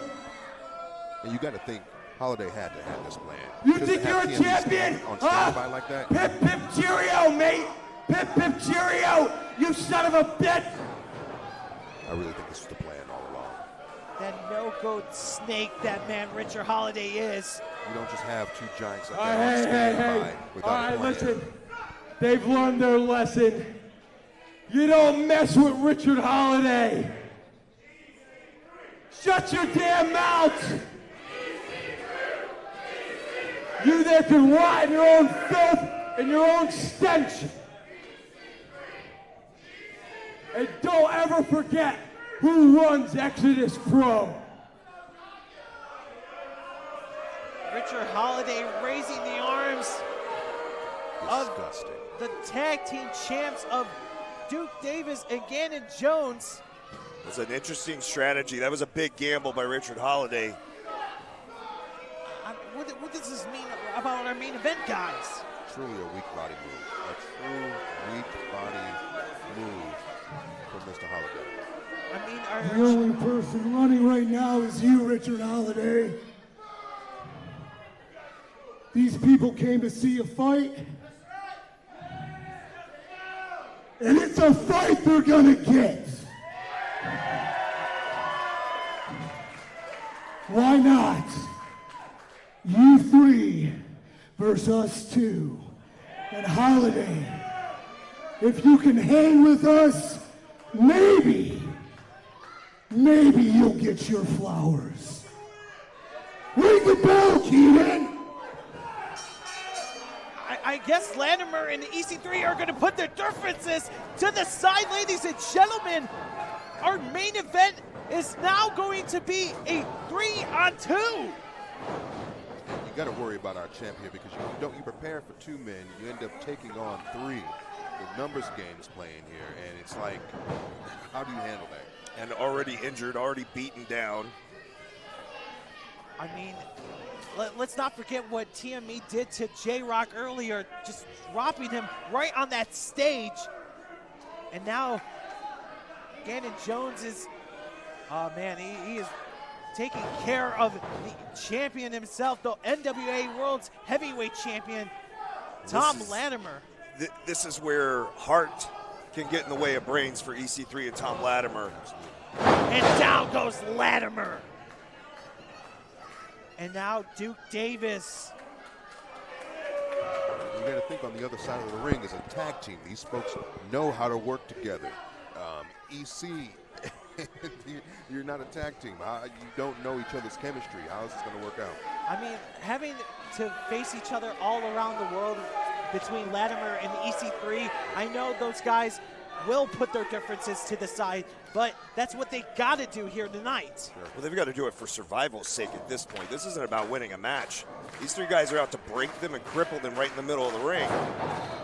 And one thing that's really for sure right now, Thom Latimer's title might not be on the line now, but this match could have huge consequences for how long he's going to be able to remain champion if he takes a beating from these 3 any longer. And now Jones, look at EC3, he can't fully get to his feet. I mean, trying to get involved in this. I mean,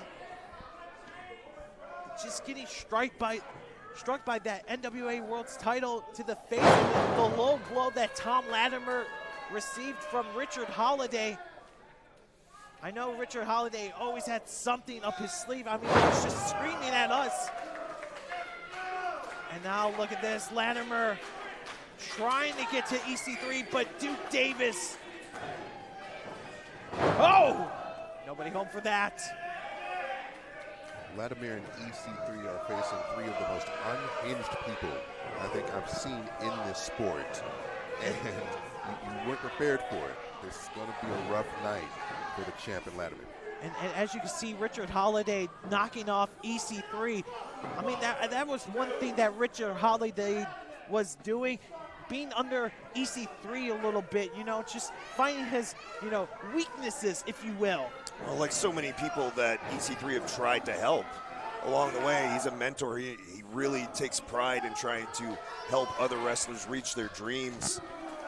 The only problem is he was the one in the way between Richard Holliday and his dream. And you got to realize that Thom Latimer was not expecting to return to the tree lawn, having to deal. But look at this. Latimer just biting the face of Duke Davis.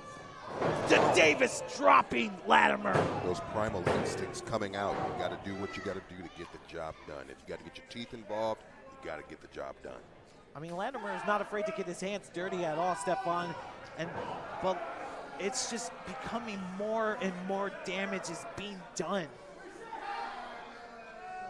And Latimer, just that bear hug. Squeezing the life out of that man. Thom is not a small man, and look at what he looks like, a child. You can't breathe, you can't fight. And now Latimer looks like he's slowly just fading more and more. Oh, wait a second. Latimer. There we go, one way to get out of that bear hug. But Gannon Jones dropping with that belly to back suplex. This might be all. Wow. Thom Latimer kicking out. Making sure that he's still going to fight tonight. I mean, I got to give effort to Latimer fighting. Reaching for the tag. Can he make it? But he's so far away, Brandon. But back to the corner he does not want to be at. You separate. You divide and conquer. And now TME. What a scary position to be in. Like, you might as well be miles away from your partner right here, on the other side of the earth, and EC is helpless to do anything right now. Now, TME, wait a second, Latimer holding on into that corner, and now look at Holliday holding on, but down goes Holliday. And there goes Duke Davis. This is his chance. He's got to make the tag now. This is an opportunity, like you mentioned, Brandon Day. He is crawling, but look at this. Here comes the Overman. EC3 going with those fists right into Duke Davis. And EC's got to make up for lost ground here. His partner's taking a lot of damage, and you got to bring it home, EC. And now EC3 handling TME, giving it a good old splash to the corners.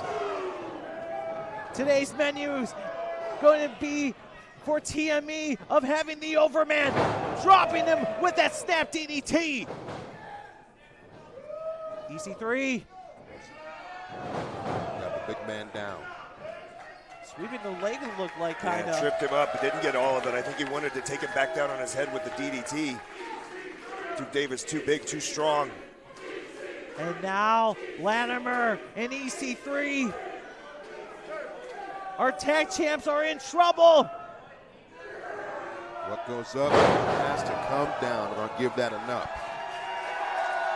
The strength and power by Latimer and EC3 is happening here in Cleveland, Ohio. But look at this. Holliday's got no backup now. Richard, you had started something that, oh no, wait a second. Well, we know he's not above begging. I have a feeling it's not going to work with these two. And Latimer's just trying to make sure, but oh no, colliding. Oh no, we see this earlier. Dropping him down. Oh, wait a second. And that move won them the tag team titles. Is it going to pin EC3? That's it. What a vulture. What a despicable. Here are your winners, TME and Richard Holliday. An unfortunate thing, but having something, a trick up your sleeve, Richard Holliday has pinned EC3. Holliday is such a goofy supervillain of a character, but he gets the job done any way he can.